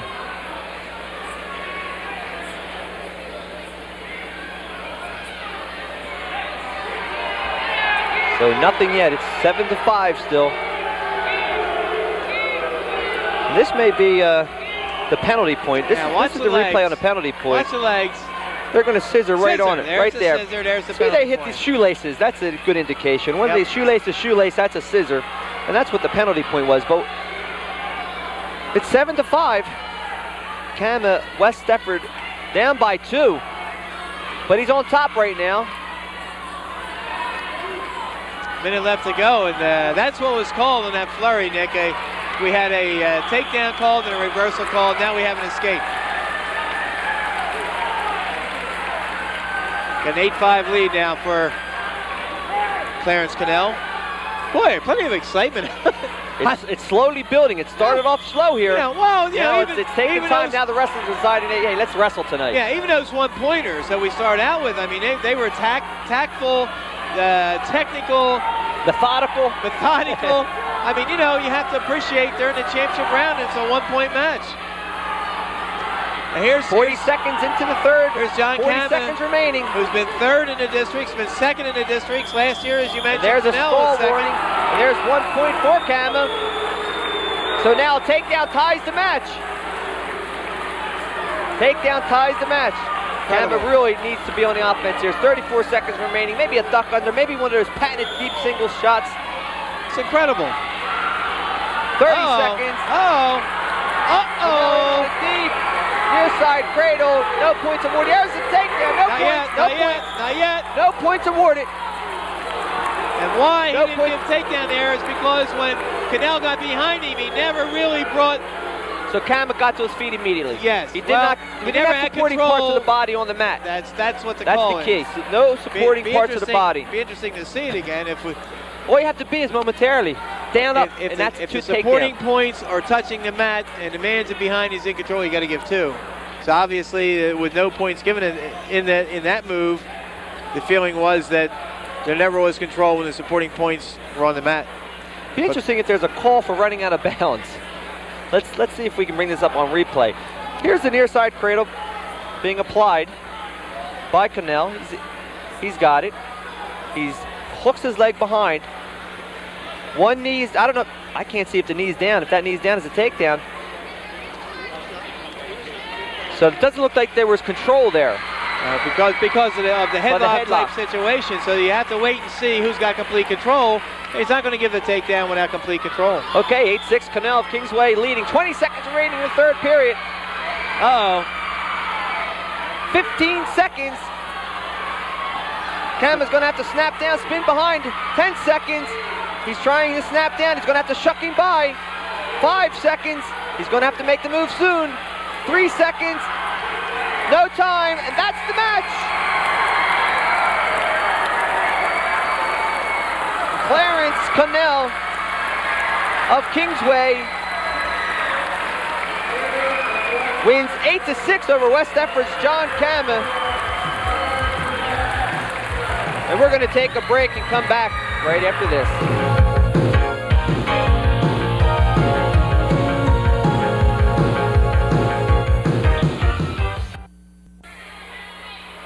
£140, Don Gentile Paulsburg, his senior is 25-3, going up against Pittman's Chris Rydell, he's a senior, he's 23-2-1.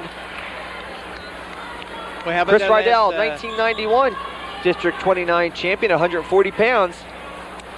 How about that last match, Nick? Boy, right down to the wire.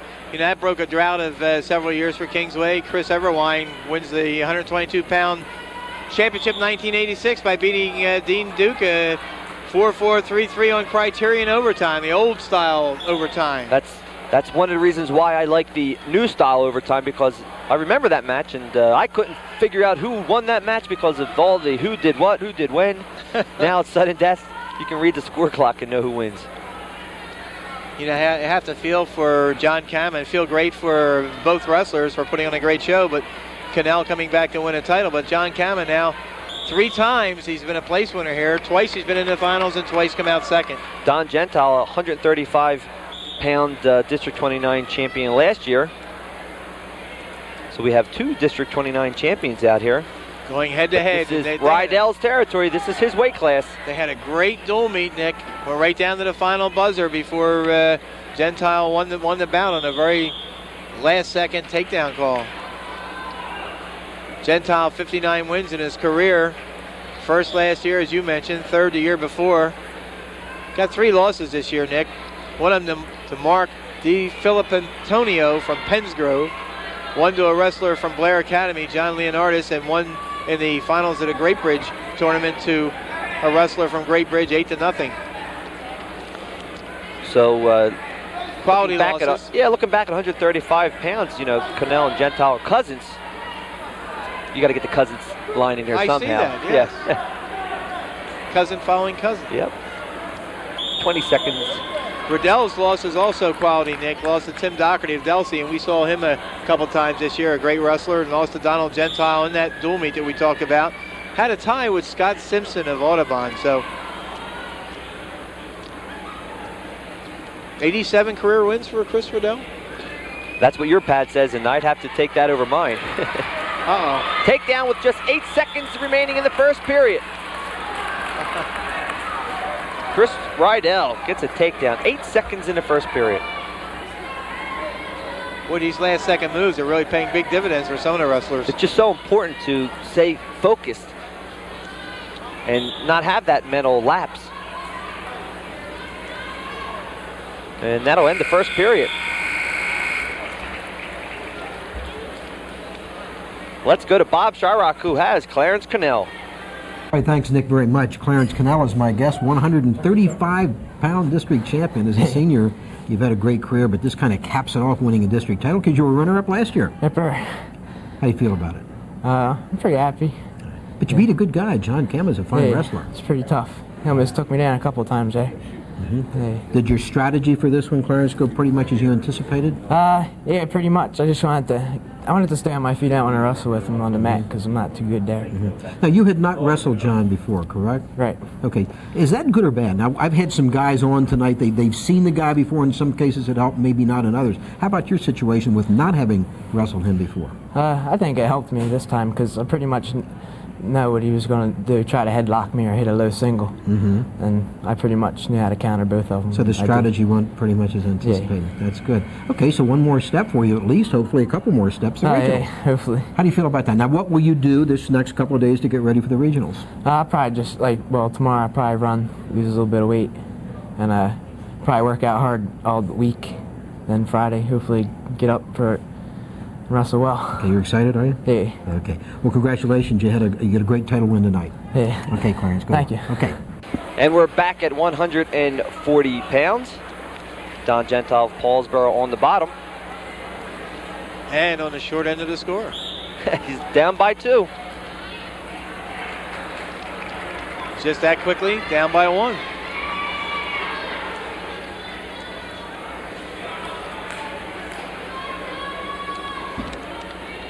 You know, looking back at what we've seen so far, Nick, maybe I better be quiet here. Rydell in deep in a single. Gets the takedown. And he's out of bounds, and it's now 4-1 Rydell Pittman. See, that's a good example of the takedown. You saw the front heel trip.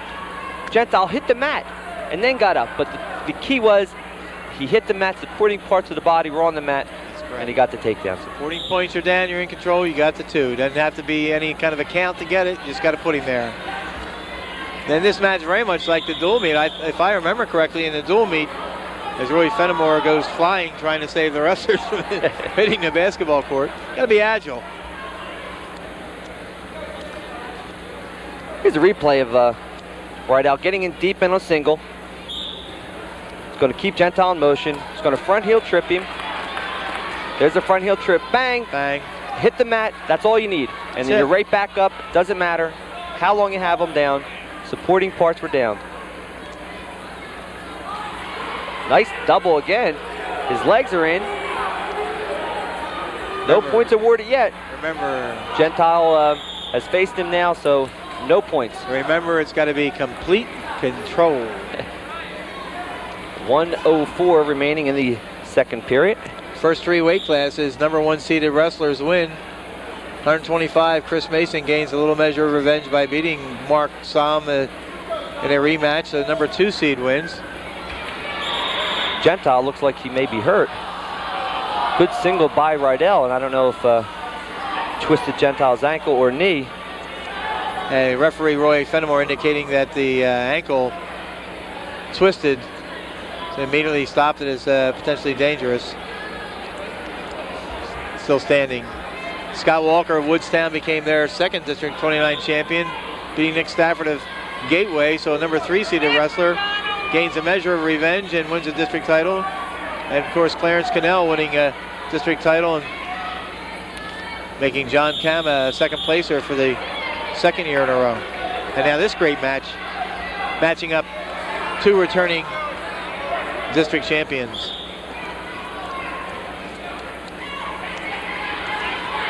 Paulsboro already clinching the team title.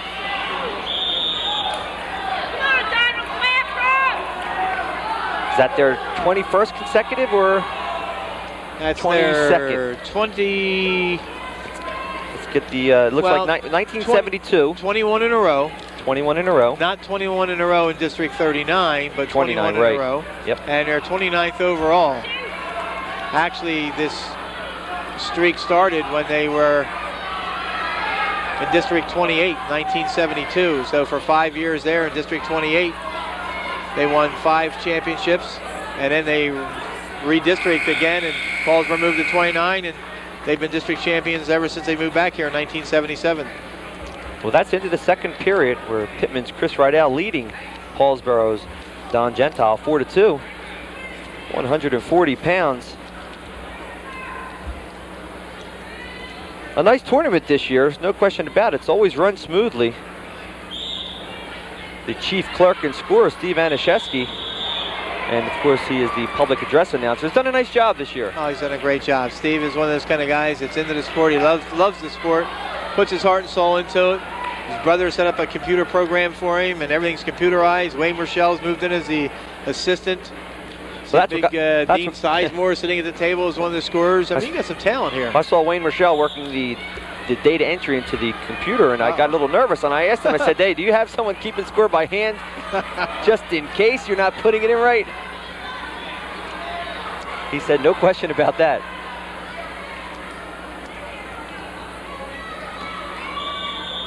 Well, you know, we're seeing exactly the kind of match I thought we'd see here in the finals, Nick. Because I remember seeing that great match at Pittman where Chris Rydell had a pretty good lead, and he really was, to me, he really wasn't in great shape in that third period in that dual meet.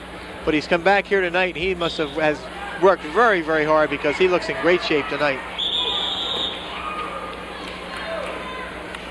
1:36 remaining in the third period. Pittman's Chris Rydell leading 4-2.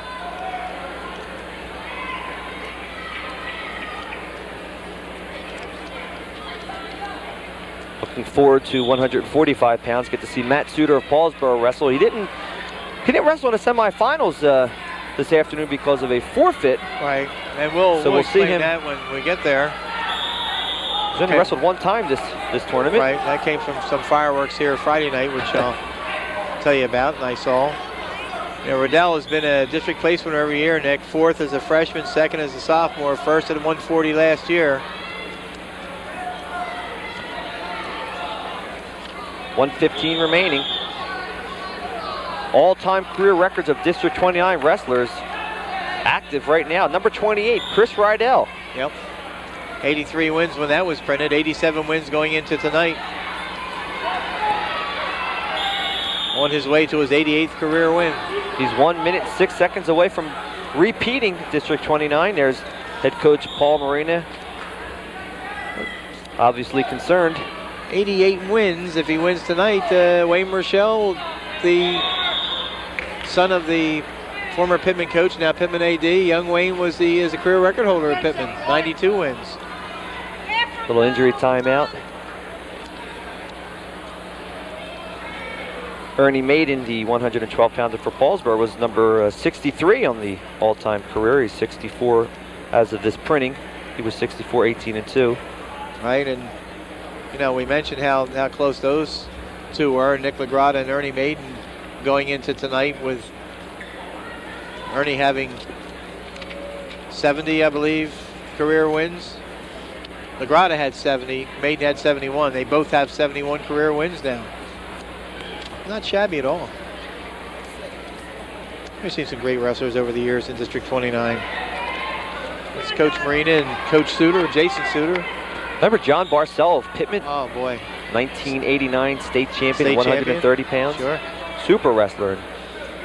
Rydell just 48 seconds away from winning a district title again. He's deep in on a double leg. Has Gentile in trouble. Works his way up, gets the takedown, increases the lead 7-2. I think that might be the nail in the coffin, Nick, because it's going to be awfully hard to overcome a 5-point deficit at this point. And 30 seconds. 6 of the 7 points from Chris Riddell on takedowns. And I know this is probably going to sound like I'm repeating myself again, so I'll repeat myself again. I honestly thought, as we mentioned before in a couple of dual meets and in the groups, I really think like Donald Gentile looks like a small 140-pounder. I'm not so sure that 35 might not have been a better weight class this year. Watch this. Watch the takedown. Sets it up nice, pops the elbows in deep in on double, keeps his penetration. Makes Gentile think about his back. As soon as he lifts his legs up, Gentile gets to his base, and Rydell gets the takedown. 20 seconds left in the match. 15 seconds. Looks like Pittman's Chris Rydell is going to go on and repeat at 140 pounds. 5 seconds away. 3 seconds. That's about it. Pittman's Chris Rydell wins at 140 pounds. That's his second District 29 title at this weight class. He wins 7-2. Just a great, methodical match. Sure was, and Chris Riddell got a little revenge for a loss he took at home, and one of 2 losses that he had this year, one to Tim Doherty, one to Donald Gentile. It was payback time. Well, here we go. We're at 145 pounds, and there you see Paulsboro's Matt Suter. He's 28-0. He's just a junior. He's going up against Chris Rydell's teammate. He's going up against Matt Musto. He's a junior. He's 23-2. And we saw kind of an unfortunate incident here on Friday night, Nick. Wrestlers 4 and 5 were wrestling against each other. Gary Wade of Woodbury and Brett Fetty of West Deptford. And there was a little byplay as the match was going on by Gary Wade. And actually what ended up happening was he was hit with a couple of unsportsmanlike points, then pinned Brett Fetty. And he was going to be the winner and move on. But then there was some byplay after that pin where he reacted to the West Deptford coaching bench and he reacted to the West Deptford crowd, and I think it was the final reaction to the West Deptford crowd with a particular motion that he made to them that caused him to be disqualified for flagrant misconduct, which meant he was out of the tournament altogether, and because Fetty lost by fall, he was out. So that just left 3 wrestlers left. So Matt Suter had a walkthrough in the semifinals, does get a win for a forfeit. And Charlie Ellis from Glassboro, who must have beat 16-11 in the semis, is 3rd place by forfeit. With that, Suter trying for his 3rd District 29 title. Gets a takedown. Well, we saw him last year give a takedown clinic here, and some interesting things. Matt Suter being undefeated, having 2 district championships already, 1 state championship. Suter is 95-6-1. In the program book, it has him 18 in the all-time career records. If you put him at 95, he jumps a huge 11 spots, and he's like number between 7 and 8. Well, what a fabulous career. 95 career wins already. A stalemate called. 30 wins, 6 losses in a tie his freshman year. 37-0 last year. He's got 28 wins this year, so you're talking 65 consecutive wins coming into this bout.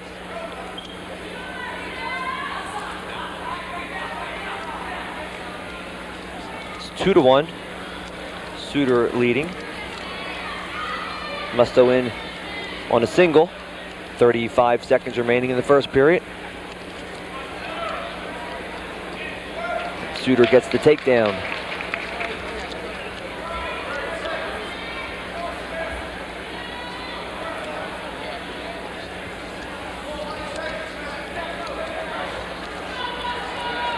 Very methodical on top. He knows what he's doing.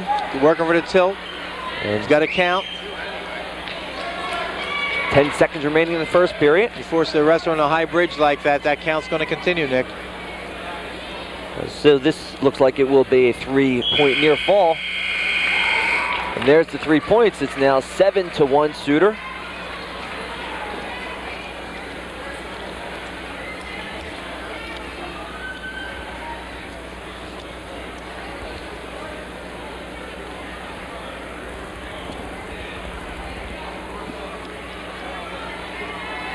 And let's go to Bob Shryrock to interview Chris Rydell. All right, thanks very much, guys. Chris Rydell is my guest now. Chris, repeat champion at 140 pounds, beating the #1 seed Don Gentile. So congratulations to you on a great match and Thank you. a great season so far. Yeah, doing pretty Now, good. this was not the first time this season that you saw Don. You had him in a dual meet, and he beat you that night. Yeah, it was a pretty tough match. I really ran out of gas towards the end. I think that was my fault in that match. Came into this one, knowing I was a senior, I didn't have anything to lose. I worked on my conditioning a lot. Keeping healthy is a big part too. So, I went out there, gave it my all. So what were the ingredients in turning it around against Gentile tonight? A lot of during the season I was feeling I was sick and I was cold. I had colds and stuff like that. So, I got healthy and I built up my endurance and everything. So that helped me out. Now, you won at 140 last year, so you had that experience under your belt. Does that help you, Chris, when you come back to defend? Yeah, I think it does because you stay at the same weight and you can only grow, in strength if you're staying at the same weight. So I think I improved. It helped me. So now you go to the regionals and should be in a pretty good frame of mind, right? Yeah, give it my all. I don't have anything to lose. So. Okay. Well, nice going, nice district championship 2 years in a row, and best of luck the rest of the week. Thanks a lot. Okay. Thanks, Bob. Appreciate that. We're at the second period. Matt Suter, 145 pounds. He's leading 7-1. Make that 8-1. Gets the escape. Make that 10-1. He gets the takedown. And he lets Musto up. It's now 10-2. You followed that scoring pretty good. Nothing we can say about Suter as far as blemishes this year because he doesn't have any. Undefeated. 2-time a district champion. 2-time a regional champion. First in the state last year. Another takedown. It's now 12-2. Musto, 23 wins, 2 losses coming in, Nick, which is not bad at all. His last loss is to Jason Brown of Oak Oh, Crest. he's got Musto in big trouble here. There's not even any movement going on. He's tight. He is tight. Little corkscrew, 1:15 remaining in the second period. That could be it right there. I don't see anything. That's it. Suter of Paulsboro wins by fall. 2 minutes and 50 seconds. Wow. And Paulsboro gets their second District 29 champion. And we'll take a break and come back to 152 right after this.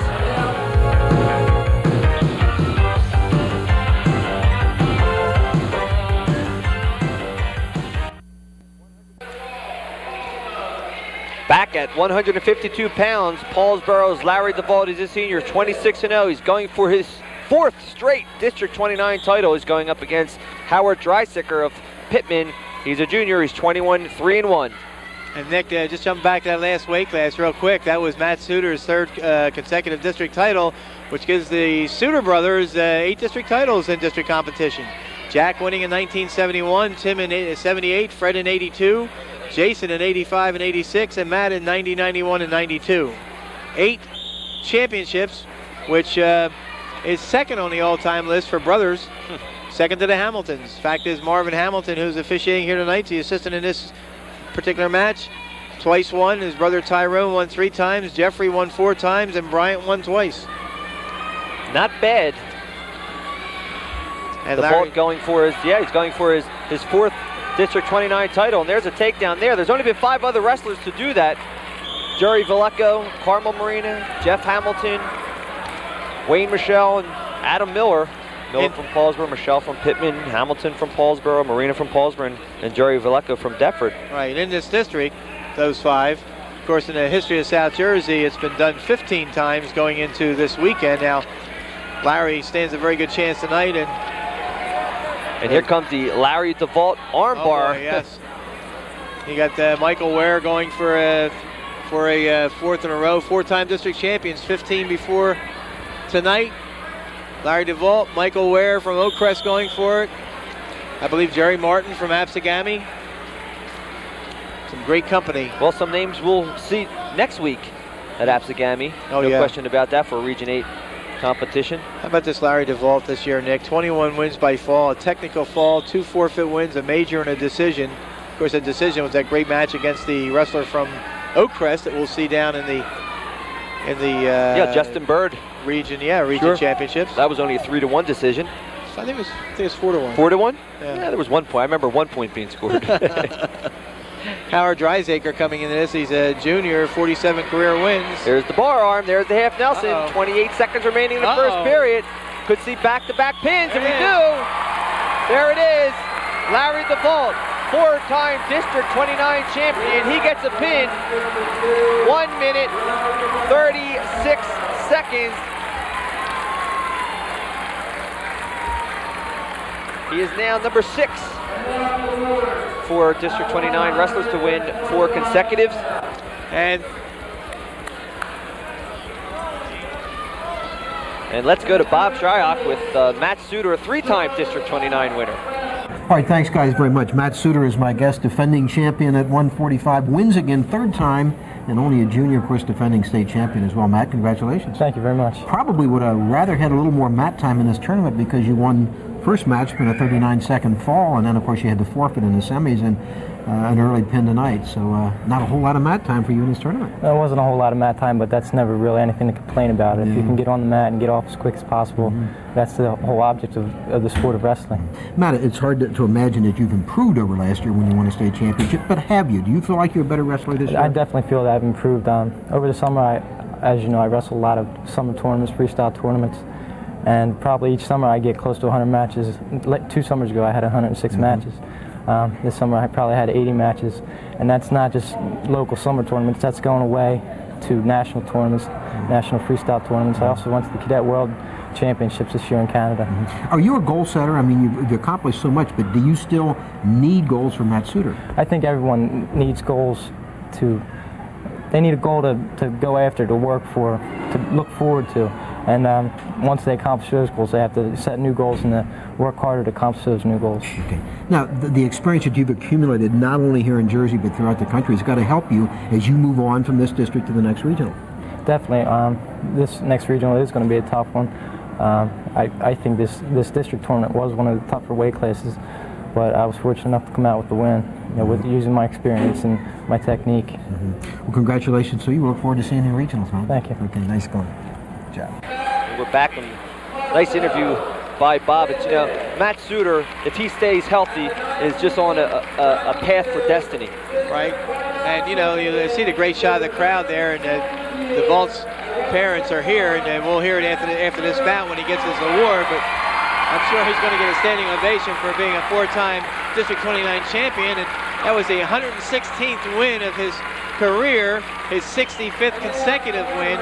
He's just been such a great treat to watch over the years. It's just unbelievable, this crowd watches. And here's the replay of that pin.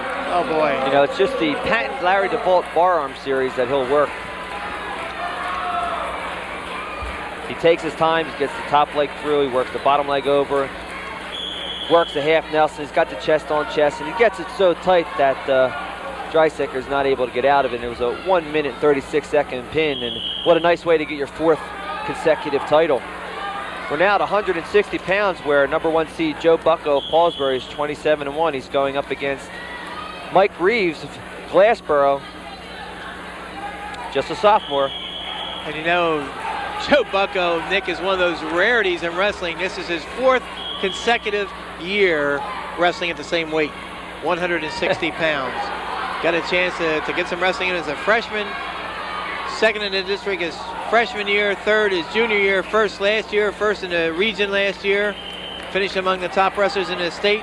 27 wins, 1 loss this year. His only loss was in the finals of the Deep Creek tournament to Mark Brady of Stonewall Jackson, Virginia.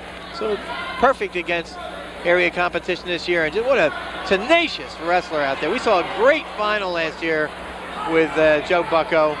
Who can ever forget that? Points flying every which way. 1 minute, 16 seconds remaining in the first period. Well, Bucko received the most valuable wrestler for that match. It was against, was it Frank Carter? Last year he beat Frank Carter by technical fall, 23-8 in 4 minutes and 24 seconds, earned the Outstanding Wrestler Award, and really gave Frank, who's going to be wrestling in the next weight class. Look forward to seeing the 171. Yeah, gave him such a physical confrontation that night. Frank Carter ended up wrestling in the regions. Well, if I recall, it was a pin or beat pins match. Oh, it was just up, it's down. It was just an exciting match. It's Mike Reeves has 20 wins and 5 losses. His 5 losses to Justin Phillips of St. Joe's, Jeff Siffler of Bishop Eustace, Henry Botto of St. James. He lost to Howard Dreisaker of Pittman and to a wrestler from Pennsville. So not too shabby losses for Mike Reeves. Good double leg. Bucko gets the boy. takedown. He works a half Nelson and Paulsborough's Murderer's Row. Oh my! Going for 3 titles within the first and second period. He's got Reeves in big trouble. 30 seconds remaining in the first period. He's got the double grapevine in. That could be it. It's over! That pin was 1 minute and 33 seconds. So Bucko gets his 2nd District 29 title with the pin, 1 minute 33 seconds. Oh, brother. Let me tell you something, Nick. Those 4 wrestlers had to give so many people so many thrills this year. The 4 that just competed. Joe Bucko, the 4th of that Murderer's Row. They have a combined total of 109 wins and 5 losses this year. 3 district titles in a row here, and of course, Donald Gentile losing in the district finals. Let's take a look at that pin if we can. Bucko going in.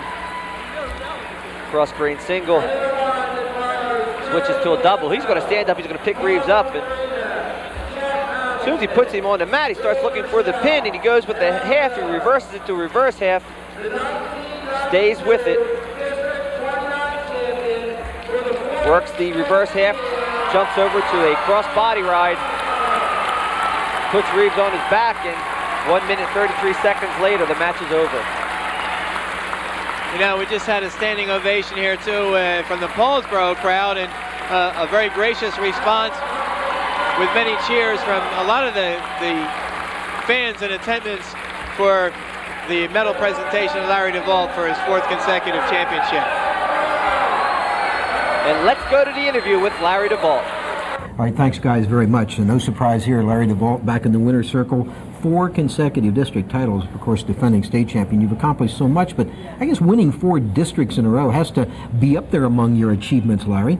Yeah, it's a high honor to have. I mean, you know, say I was a 4-time district champion. I thought about when I was a freshman, I was in the finals, and after I won, it was my goal to be a 4-time district champ first, then whatever comes from there. You've accomplished a lot of your goals, haven't you, Larry? Yeah, most of them so far, except for I got 2 more to go. Yeah. Well, of course, one of those goals is you're now the winningest wrestler in Paulsboro history. Now, that is an amazing accomplishment.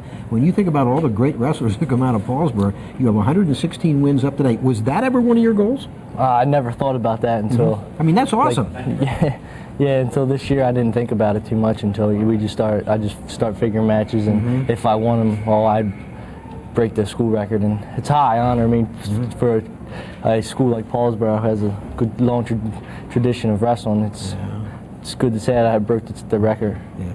Now, you've become the ultimate pinner this year in this tournament, 128, 131, 136 in your 3 matches, 27-0 and 22 by fall, Larry, is that Yeah, right? it's 20. I got 22 pins this year. Okay. So is that your mentality now when you go out, is to get the guys early as possible? Yeah, I mean, even if I pin them in the third period, it's just still a pin. That's my main goal, is to pin somebody. I'd rather pin them in the first period to get off the mat quicker.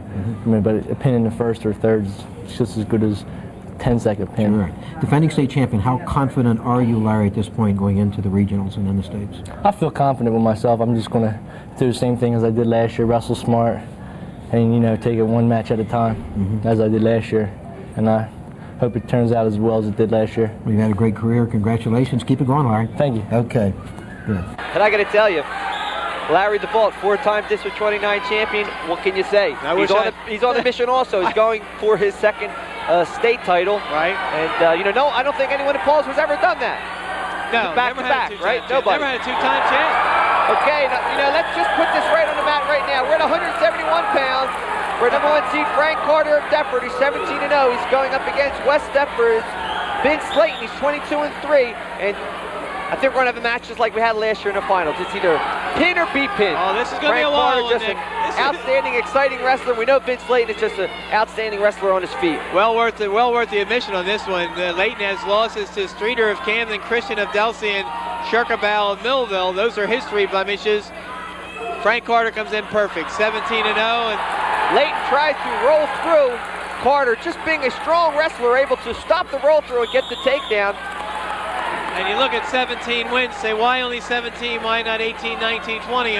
Deptford lost a couple matches down the stretch because they had a little bit of a skin rash that developed at the school, and the athletic director not wanting anything to spread. It was the time when they were talking about the herpes and the ringworm and the staph infection.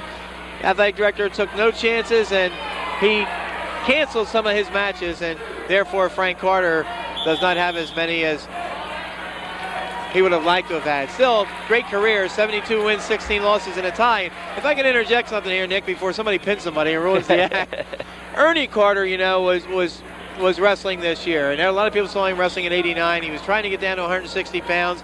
Had an unfortunate incident back in right before the start of wrestling season in December when he was shot. Took some time to recover. A lot of people didn't expect to see him back at all this year. He came back and he wrestled. They only had 1 loss. He was seated in the districts, but he was seated at 189 pounds. Now, he only weighs 160, just over 160 pounds. The choice was pretty much left up with Frank. Frank could have moved up to 89, and Ernie maybe could have gone at 70, had the necessary weigh-ins in. He didn't have the weigh-ins in. You have to have a third in to go to a lower weight, and he did not have it.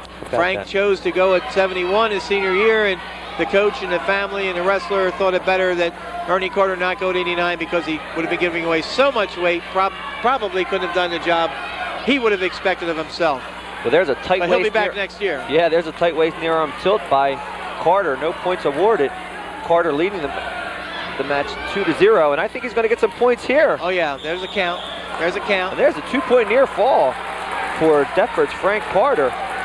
He's leading now 4-0, 23 seconds remaining in the first period. You know, 2 years ago, Frank Carter, a district champion, beat Kevin Borzio of Kingsway 6-0 in the finals. That was the year that Larry DeVault beat Ernie Carter 18-6 at 152 pounds. Frank Carter won it at 160. Last year, of course, was the very spectacular match with Joe Bucko that those of us who saw it will never forget. So he was second last year, and this year he's a 3-time district finalist and going for his second district title. 5 seconds remaining in the first period. We've seen Vince Layton try a couple Granby rolls. We've also seen some very nice Granby follows by Frank Carter. Hey. Let's go to Bob Shryrock with Joe Bucko. All right, thanks, Nick, very much. Joe Bucko, of course, part of that tremendous upper weight strength for the Paulsboro wrestling team. Joe, you've had a great career yourself, and 93 wins, so you have an opportunity to get that charm 100 circle yourself. Yep. State finals. Is that a goal, Joe? Yeah, it's a definite goal. Well, first I got to win regions, take it 1 match at a time. Then from there. But you've accomplished so much. Yeah. Defending district champion, defending regional champion. The one thing you haven't done yet is win a state championship. Is that in your plan? Yeah, that's definitely my top goal, and plan to achieve it this year. Working hard in the room and just getting ready for that. And of course, if Suter and Duvall and Bucko could all do it, that would be unprecedented in the state of New Jersey. 3 guys back to back to back. That'd be great. Yeah. How much does it help you and the other guys that you're close together in weights and you work out together, Joe? It helps us a lot. I don't usually work out with Suter and Duvall. It's usually me, Fonzie, Jason Suter, and Coach Marina. So I don't really get an opportunity except maybe once in a while to wrestle with them guys. But me and Fonzie, we're battling out in the room every day. You know? He's an underrated guy. He's doing a great job. Oh yeah, he's underrated, definitely. Now tonight, Suter gets a first period pin. Duvall gets his first period pin. Joe Bucko does the same thing. Do they kind of inspire you to do even better? Kind of. I just go out there and do my job. That's every time. What them guys do is what they do. They think the same as me. They go out there, they want the pin and get off. So. Well, you've had a terrific career, Joe, and a couple more rungs to go, and hope to get to see you get to 100, Joe. Okay, thank you. Congratulations, Joe. Good tournament. Thanks, Bob. We are now second period. Frank Carter at Deptford on top, leading 4-0. I'm a little bit surprised. I really am. I thought Leighton, maybe he'd be in it a little earlier, but you don't really get to see Deptford that much. I think that's probably why. And I think what you're mentioning here is that Frank Carter is more than just using brute strength out there. He's followed those Granbys a couple times. Two follows, absolutely. A guy doesn't win 72 matches in his career and lose only 16 and tie 1 if he doesn't have something else to go along with strength. And of course, we've seen Leighton earlier this year having won 22 out of 25 matches walking in here. We've seen Leighton really go out there and be an upper body type wrestler and have some great moves off the upper body moves. You see, Frank Carter evidently hurt his knee on that move, Nick. I don't know if the knee went out. The coach is there with him as we look to the other side and see Vince Leighton with Vern Zellner and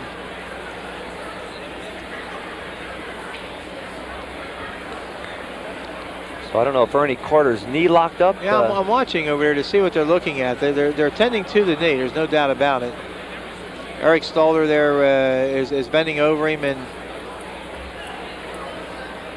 let's take a look if we can get that replay up and see where the injury may have occurred. We're on the got a balance line, and you can see Leighton's left leg is. Carter has a Western ride in. Oh, you can see he picked it up to the ceiling, and that hurt me. Yeah. I got to tell you, that hurt me. He picked it up, and it went the opposite way. Wow. They don't bend that way, do they? Wow, that's giving me chills right now. What are you rubbing your knee for? Sorry about that, because my knee has gone out a few times in wrestling, but I've seen that just lifted up to the ceiling right there. And yeah, that's that quickly. That stings. Yep. 1:42 remaining in the second period. Frank Carter of Deptford on top leading. We're at 171 pounds. Frank Carter advanced with a 47-second pin his first match, 122 his second match. Leighton had a 255 fall his first match and advanced to the finals with a 426 fall over third-seeded Andrew Eisenhart, who come back and tech followed Harry Brennan of Gateway to advance to Region 8 in Absegami. Backtrack a minute here. We passed up a couple people. You watch the action here. Every time I talk, somebody scores. We talk at 140 pounds. Terry Babb of Gateway beat Ron Mertz of Kingsway by a fall in the first period to advance to Absegami.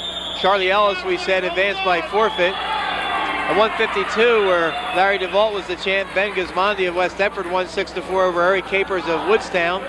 And at 160 pounds, John Weisburn of Pittman won by 6-4 over Mike Kastner of West Deptford to advance.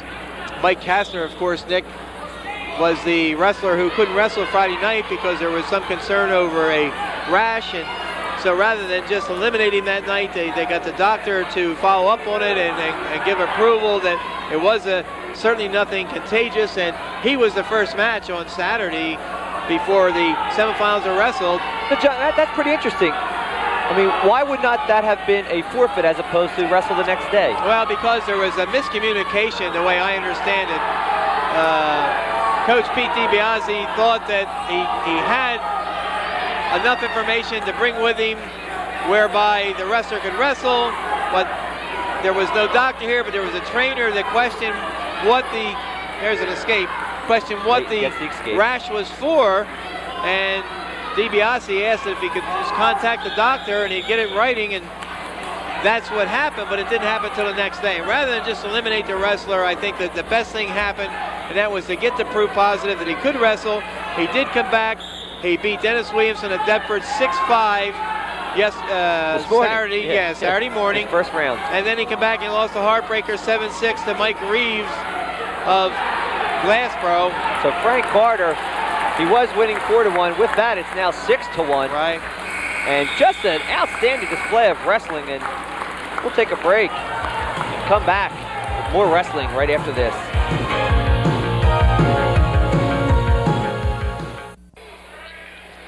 Third period, 171 pounds.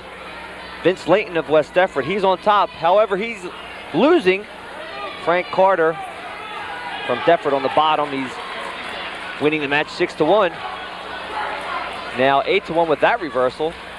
Carter's and it is a very impressive outing for Deptford's Frank Carter.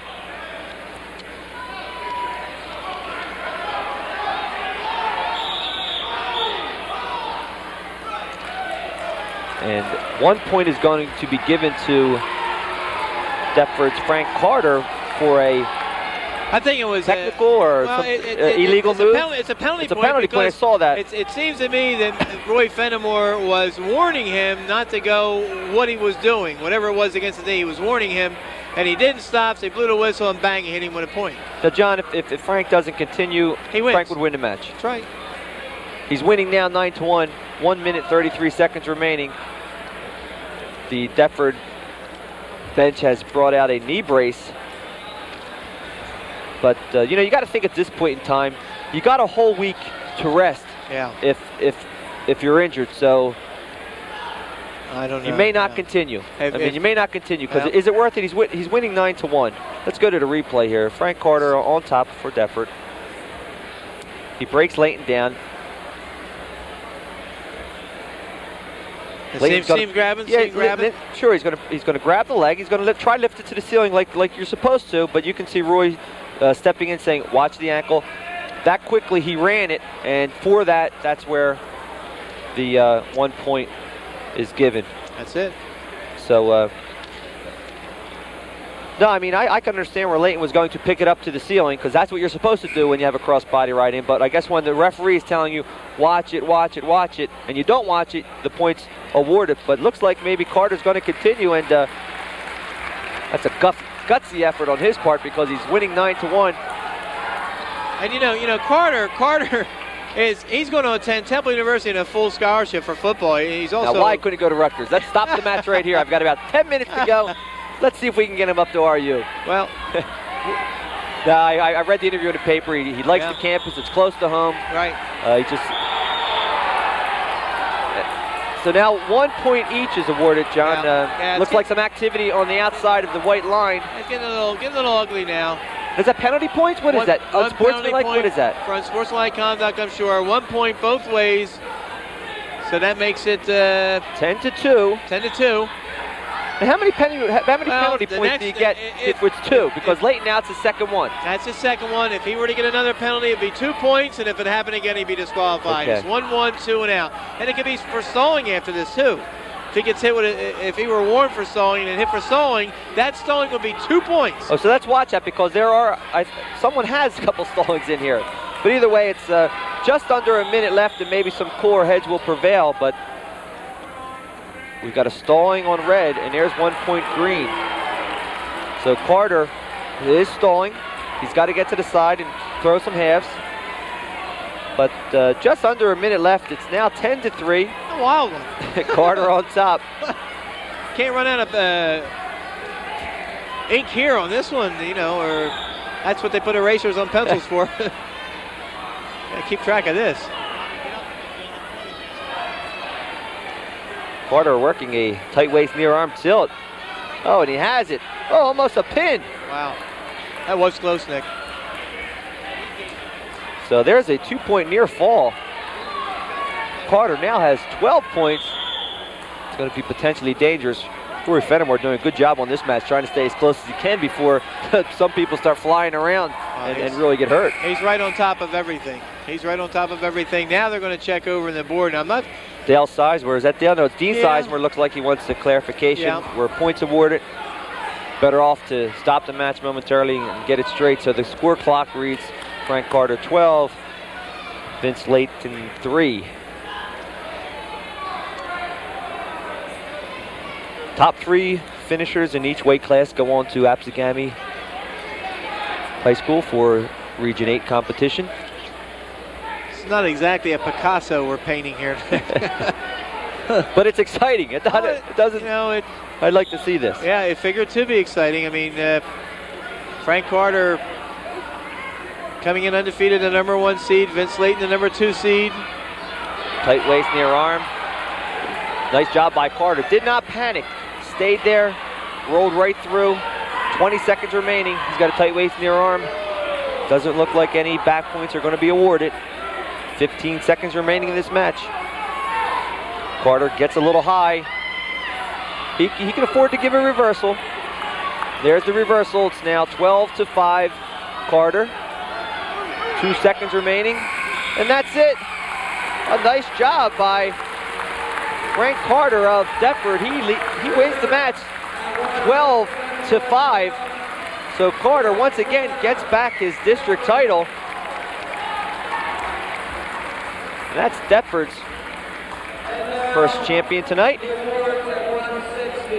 An exciting match for Frank Carter. He goes to 18-0. And he prevailed even after being injured. Gutsy effort. And you see him being attended to on the side there. It was a tough physical match. And you know, they only get tougher now. I mean, the next round you have to meet a district runner-up. And you don't know what type of district runner-up you're running into. Well, what an array of talent you'll see down at Apsagami, believe me. So we're now at 189 pounds, and you can see there's Paulsboro's Charles Phones. He's a senior, he's 21-1. He's going up against Woodbury's Adam Fox. He's a senior, he's 19-1. And this is a rematch from last year's District 29 final. I think that score is maybe 20-10. 20-10.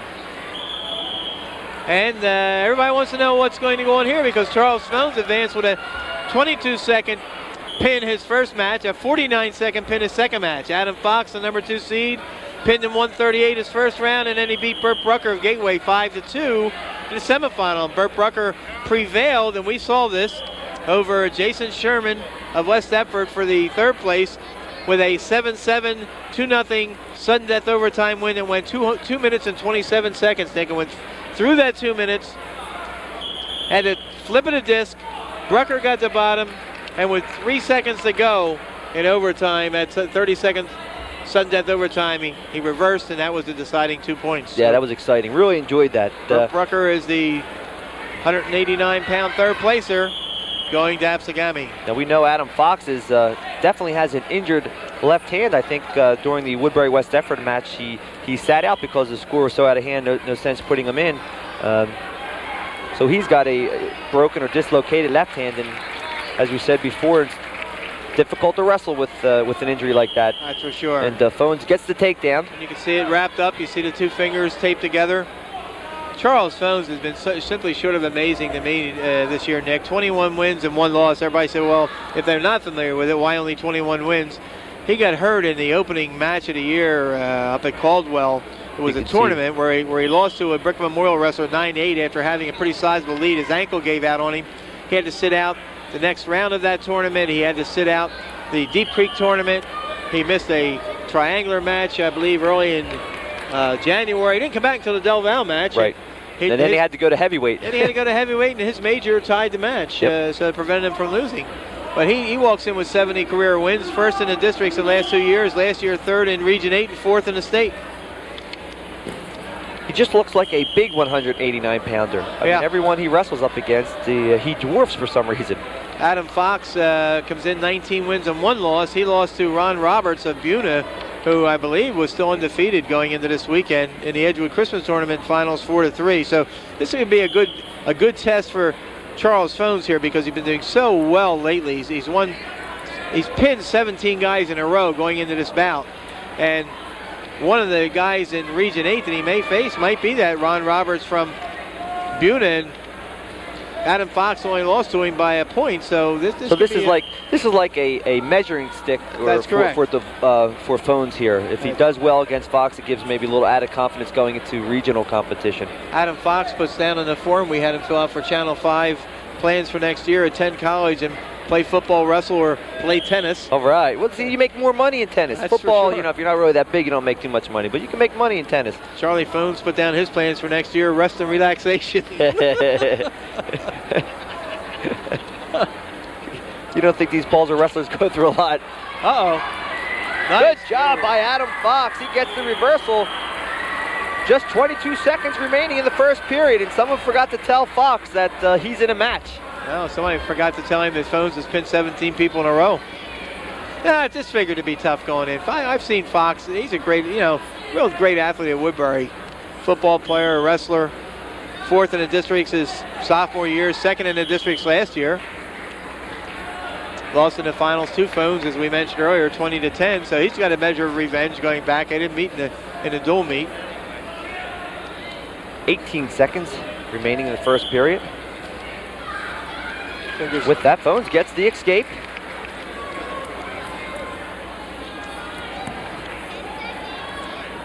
No points. We're out of bounds. 7 seconds. Boy, that move, that Phones almost got there. He's gotten so many great moves off that dump or off that well, he's been able to lateral drop people all day. Oh. He's been down the stretch. He's really been hot as a firecracker. Good shot by Fox. Talking to him earlier, Nick, and he's even considering coming here next year for a year or two for a little wrestling and then maybe parlaying it on to a 4-year college from there. So interesting to see. Not bad strategy. No, that's a good move. So let's hear from Frank Carter and Bob Shryrock. All right, thanks very much, Nick. Deptford with one wrestler in the finals, and he's successful. Frank Carter, champion at 171 pounds after winning as a sophomore, winning now as a senior. Congratulations to you, Frank. Thanks. Now, you wrestled 3 times in this tournament. The first 2 times, first period pins, had to go to distance tonight. A little tougher. Yeah, I knew it would be tough. Now, you were fighting an injury that I understand happened only Friday in workout. Tell us about your injury. While I was wrestling around, one of my teammates, my knee got caught in the mat and just got twisted. Your left knee? Yeah. So that was what was bothering you tonight? Yeah. How were you concerned that you might be able to go the distance? Yeah, because my first 2 matches I had the knee brace on, the metal bars, but my last match I just had this regular knee pad on. And I felt him when he bent it back. I felt it was hurting. But you weren't going to give up the chance to win another district title, right? Last year, you know. 18-0, regionals coming up next. How do you feel going in? Good frame of mind? Yeah. This week I'm going to practice Paulsboro, work around with Bucko. They'll give you a good workout, won't they? Yeah, of course. Okay, you're pretty confident going into the regionals, Frank? Yeah. Okay. Hope to do good. Be a nice way to wind up your careers to win a regional and go into the states, right? Yeah. Well, congratulations to you on your district championship and also on a great career, Frank. Okay, thanks. Okay, good job. Thanks.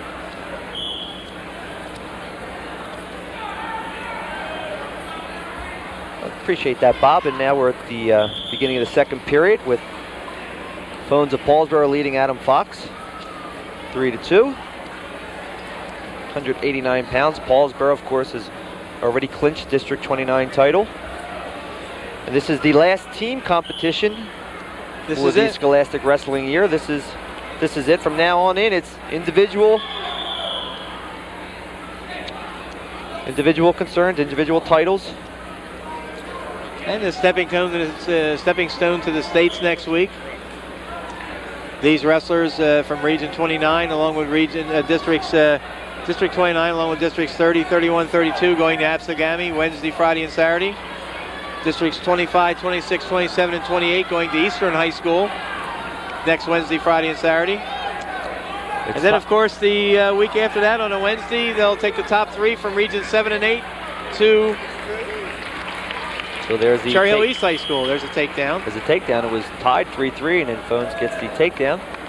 Cherry Hill East, Nick, being a little bit different this year, not to confuse people, but it's the same thing as the first round of the state tournament in recent years at Princeton, but since Princeton's not available, they had to split up these first round to 4 areas around the state.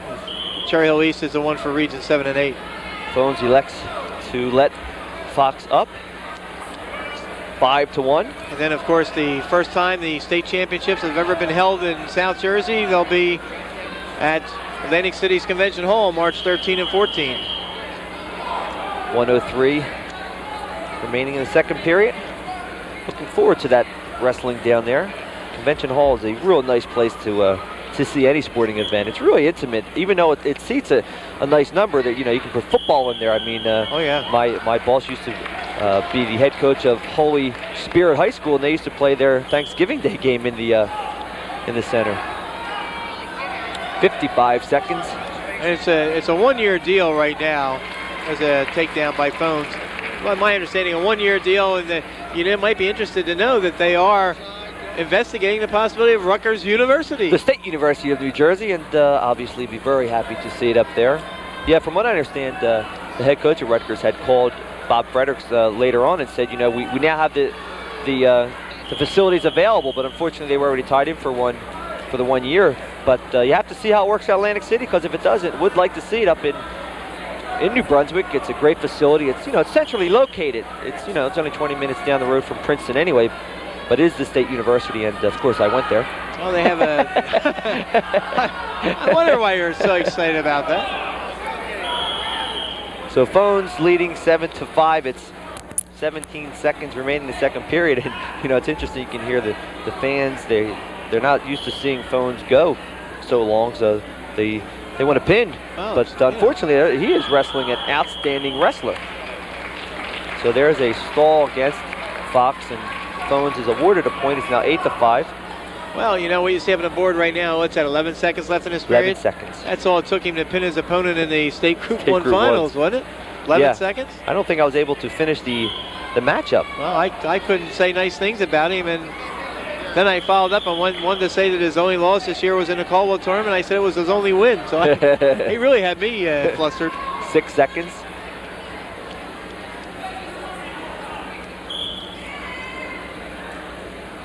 Well, watching what Phones has done this year, I'm sure as Adam Fox has tracked him as the year has grown older, I'm sure that one of his priorities was to go out there and go 6 minutes with him. Well, it's the beginning of the third period. It's Phones of Paulsboro leading 8-5. Phones is on the bottom of this period. All those quick pins, maybe force him to go 6 minutes, and maybe in that last 30 seconds or so, a mistake is made and you capitalize on it. Well, there's an escape by Phones, and John, we've seen so many times anything can happen at any moment. Well, we saw Ernie Maiden get beaten in a dual meet with just that one quick duck under move for a takedown. We've seen a couple of upsets tonight. Wrestlers getting a little bit of revenge. Let's go right to the first weight class. Joel Thomas of Clearview wins 4-3 on a nice move. What was it, a 2-2? Yeah, with 4 seconds to go. Just a 2. That's all he needed. That's all that he needed. Takedown. That's right. 4 seconds. It was a headlock. He didn't get any back points. That's all he needed. Just 4 seconds. 4-3. There's the coach of Woodbury, the assistant coach of Woodbury, because Bill Lucas is over to his right. There's Billy with the mustache.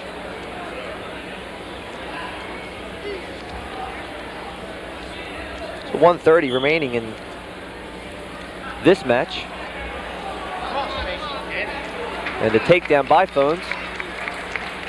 Well, he's relentless, Nick. It's now 11-5. And this is a good workout for him. Everybody likes to see the quick pin and the exotic pin, but this is a very, very good workout for Charlie Phones. He hasn't had to go 6 minutes except in a practice room for a long time now, with 17 consecutive pins, and a lot of them in the first period. Yep. Sometimes that can work at a disadvantage. You got to go to the next level, and you got an array of good wrestlers, and you don't have the good work ethic. No, you're absolutely right. It doesn't sometimes pay to pin all the time. You may want to try to stretch it out 6 minutes, and because you don't get any extra points for pinning in 11 seconds as opposed to pinning in 5 minutes. Hey, listen, 5:59 counts as much as 11 seconds. And there was a takedown by Phones. It's now 13-6, and he's going to elect to let Fox up. Well, it's now 13-7. He must be thinking the same way you are, John, is get some wrestling time in. Get Fox, the workout. Well, Fox, he still is no slouch. Oh, look at that. There's the takedown. It's now 15-7. Shades of last year's 20-10. That's what we're looking at. 15-7 right now. And Phones is doing an exceptional job on his feet. Well, 47 seconds remaining in the third period. Let's see if he starts the freestyle stance and elects to let him up one more time. He's checking the time. There's the signal. There's the escape. It's now 15-8.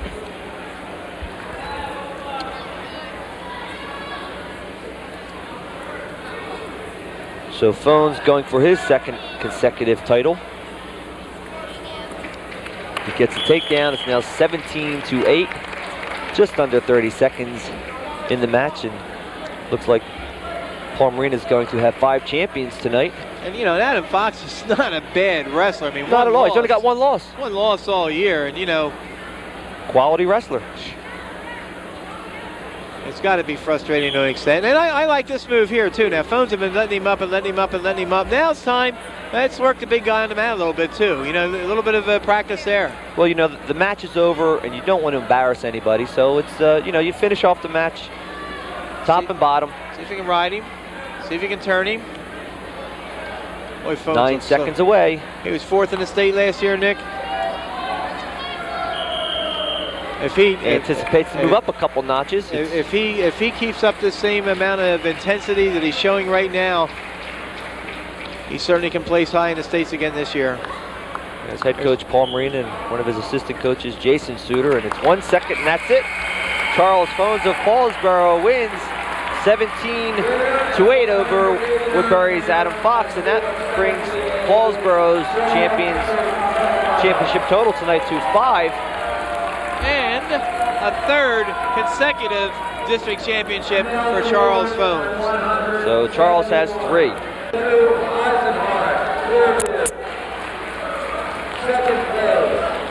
Waiting for the final match of District 29, the heavyweight classification, and you got to be really impressed with this Woodstown wrestler, Joe Bell. He's 23-1. He's a senior.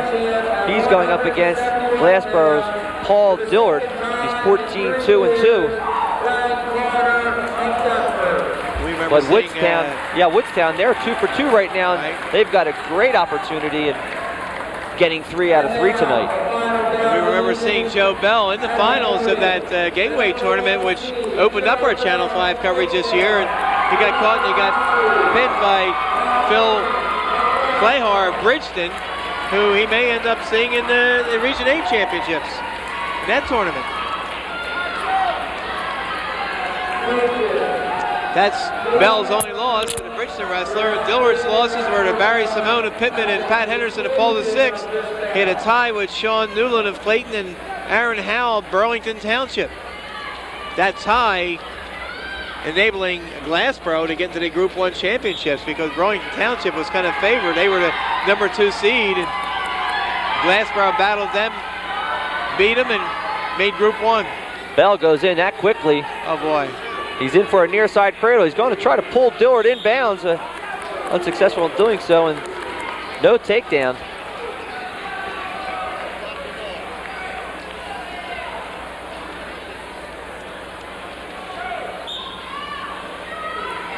So overall, I think it's been a good District 29 tournament. Seen some very good wrestling. It's been great again. I mean, you know, you had tonight going in, you had 10 number 1 seeds and 3 number 2 seeds, or is it number 2 seeds or number 3 seeds? Upset the number 2 seeds. So Bell gets the takedown. Oh, I know. It was 10 number 1 seeds, and you had 1 and 2, all number 1 seeds, excuse me, 13 number 1 seeds. But you had 10 weight classes where it was 1 and 2 against each other, 3 where it was 1 and 3 against each other. So that's pretty good seeding by the committee that handled that, the coaches and Steve Anashevsky. And just like the odds and the bookmakers and planned it out to be. You're seeing in the finals where if the number 1 seed didn't win, is because the guy was gaining a little revenge on him. So the great finals.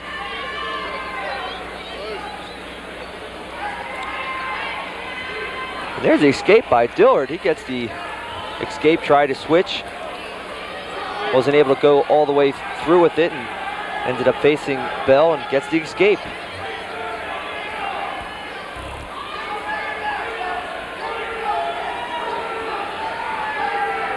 Watch, Bell brings Dillard in.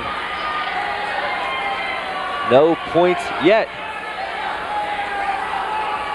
Well, he'll get it here if he moves up. And there's the takedown. A good job by Joe Bell. He looks aggressively going after that takedown. Yeah, he looks hungry. He leads 4-1, 30 seconds remaining in the first period. According to the sheet that he filled out for us, he had 8 wins apiece in his freshman, sophomore, and junior years. All of a sudden this year, 23 wins. So he sure profited from his experience previously on the Woodstown wrestling team. Has never placed in a district before. 22 seconds remaining in the first period.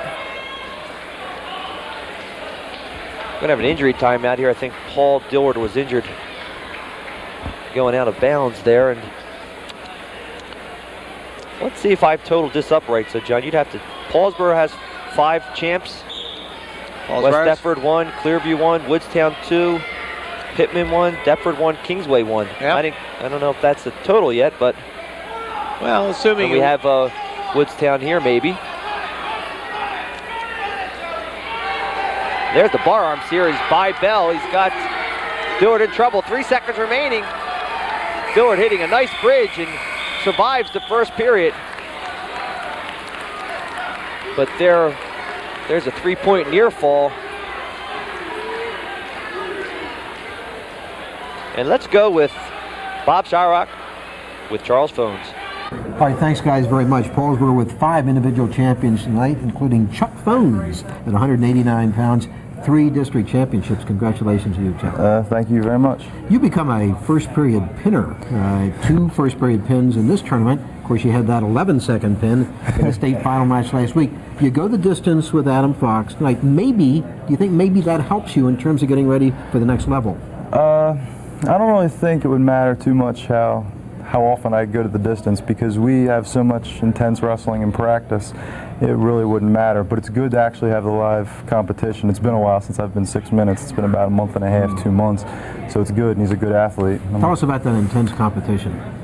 Well, you got Jason Suter, 2-time All-American at Penn State, Paul Marina, outstanding college wrestler himself. I believe he was maybe 9th or 10th in the country. Joe Bucko, region champ, get to wrestle with him every day. Occasionally have people like Chuck Ramsey stopping around to wrestle. And just wrestling them as hard as you can through practice, it's only going to help you. Do you feel yourself improving all the time, Chuck? Definitely. Like I said, with all the wrestling we do in practice and the workouts, I mean, we just try to push each other as hard as we can, because our main goals this year, right at this point, is to see how many state champions we can get. You had a great junior year, 3rd in the regionals, 4th in the states. How about personal goals? Are you shooting higher this year? Without a doubt, I want to be a state champion. I feel last year I might have surprised a few people, including myself. But this year I'm not going to cut myself short, and I'm going to go out there doing the best I can, and hopefully it'll work out for me. Some thought at one time that you were kind of underrated, maybe underappreciated, but I think that's changed a little bit. I think people realize how good Chuck Phones is now. Well, I don't really worry too much about being underrated. Got to look at some of the people that are on my team. We got 2 state champions, probably 2 of the best wrestlers in possibly New Jersey history. Without a doubt, 2 of the best in Paulsboro's ever had. I've got another regional champion. It's not a bad thing to be underrated on that team. Well, you've had a great career, and let's see you go to the next level. All right, thanks a lot. Okay, Chuck, congratulations to you. Okay. I remember when Charles started playing football this year, John, and he wore number 71. Looked like it was form-fitting. Yeah. I mean, he didn't look like he had any pads on. That's how big he looked out there. And, of course, that's where he got injured. Yeah, unfortunately. But would have liked to see him play football the whole time. What a nice size football player he is. You know, and then when he finally did report, we had a caution on the basketball wrestler there. When he did finally report out, he had to wait a week before he could compete, because he had to have that week of practice. Yep. Oh, nice move by Bell. So Bell now leading 10-1. Well, you see what was given there too. He got an escape given, and he fired right back for the takedown. So he has a 10-1 lead. A lot of quickness for a heavyweight. Extremely quick. You know, you usually don't see that, but he's a nice size heavyweight. Extremely quick. 1:39 remaining in the second period, and Dillard having a difficult time getting to the center. He's still injured.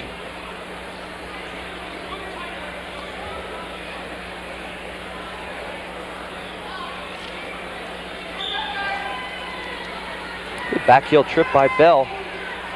Boy, you were right on the money with the talking about the individual champions. Paulsboro had 5. Woodstown, if they win here and are well on their way to winning, would have 3. That's 8 of the 13. The other 5 to Clearview, West Deptford, Kingsway, Pittman, and Deptford. Good tight waist near arm tilt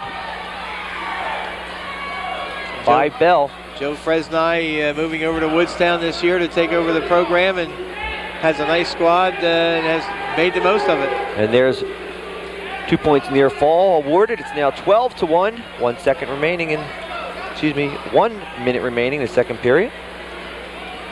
11-point lead. If he gets a few more back points, there's a cross body ride. If he can break the plane of the shoulders there, I think he may have it there.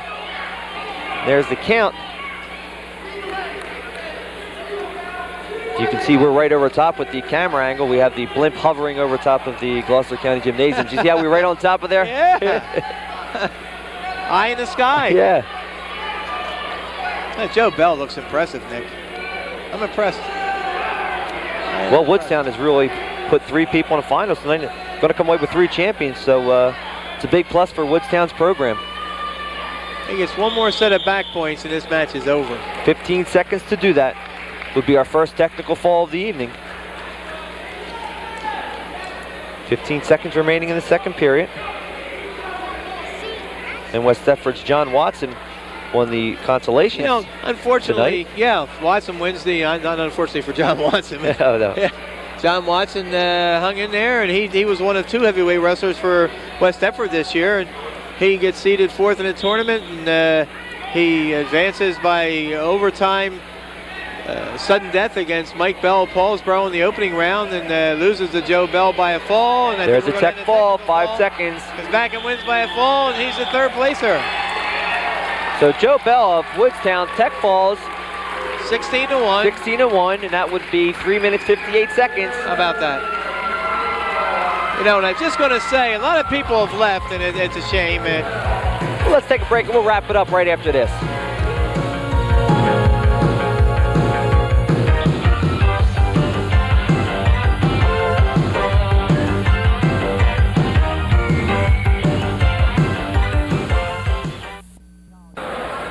And welcome back to Gloucester County College. And we're going to go with Bob Shryrock and Joe Bell for an interview. All right, guys, thanks very much. Joe Bell, Woodstown's heavyweight, top seeded in his division, wins championship 3 for 3 for Woodstown. Is that the way you guys saw it coming in, Joe? I saw it for myself. I don't know that I can't speak for the other guys, but I've kind of messed up my other years, and then this year I don't have another chance, so I had to take advantage of it. Well, anybody who doubted the quality of Woodstown wrestling, you guys switching over from 31 to 29, you proved some things to a lot of people tonight. Yeah, I don't know. We really haven't got the credit that we've deserved all year, and hopefully this will get it for them next year. Okay, how do you feel about the next level, Joe? Yeah, I got a good shot at winning that too. Good frame of mind going in, are you? Yep. Never underestimate any guy, because any guy can beat you at any time, especially in the upper weights. You get underneath some of them heavier guys, they can nail you if you don't watch. Well, congratulations to you and to your teammates in a great tournament, Joe. Thank you. Okay, good luck. Thank you. Okay. And another District 29 tournament, Nick, is gone. 21 consecutive wins in a row for Paulsboro in district competition. They're 29th overall in the history of district wrestling, and they won by 77 points tonight over West Deptford. 3rd place was, excuse me if I check my sheet here, 3rd place to Pittman, 87.5, and a point behind was surprising Woodstown, 86.5, making their debut in District 29. A very successful one with 3 champions and the Outstanding Wrestler recipient. Yeah, 125 pounds. Chris Mason is the most valuable wrestler tonight. So Woodstown does well for their inaugural District 29 showing. And of course, Paulsboro with 5 champions. And what can you say about Suter and Bucko and Larry DeVault, Charlie Phones? Great performances tonight. Yeah. I was going to say what you can say about Bucko, Suter, and DeVault is they pinned pretty quick, so the tournament ended pretty quickly. But no, that Murderer's Row, it's pretty interesting because they followed right from their dual meet season to their group state champions, right to District 29 competition, the same way they've been wrestling all year, just so aggressive. Yeah, and of course the second placers for Paulsboro, we mentioned the sophomore P.D. DePaul also when he was the 5th winner for him. But Ernie Maiden had a great tough match with Nick Lagrada, resembling very much their match 2 years ago where it went to overtime and decided by the slimmest of margins. And of course, Donald Gentile. You know, losing to Chris Riddell from Pittman, and a little bit of revenge for Chris this year. They had lost in a dual meet to Donald, and that kind of severed that 4 in a row, the murderer's row of Paulsboro. But they closed it out with another great effort by Charlie Phones, who looks like he's gearing up for another trip upstate. Larry DeVault, 4 district championships. It just continues to roll on. He looks very strong. He's a returning state champ, and you know he's gearing up for that trip. Suter adding another medal to the Suter family attack on district championships, getting his 3rd in a row. Just a marvelous performance all the way around, and just great crowds here. Friday night, again this afternoon, and Saturday night, some great wrestling, and just I know I just get excited, and I'm really looking forward to the Region 8 competition. Yeah, no question about it. District time, region time, state time is it's the most exciting part of wrestling for me because you know, once you leave the team championships, it's now individuals, and I think that's kind of a payoff for some individuals because you know, it's time for their own personal goals to be accomplished also. So look forward to Region 8 competition at Apsagami Regional High School. Of course, that's home of Paulsboro's Gene Barber. And for John Vogeding, I'm Nick Burzichelli. We'll see you at Apsagami High School next week. Take care.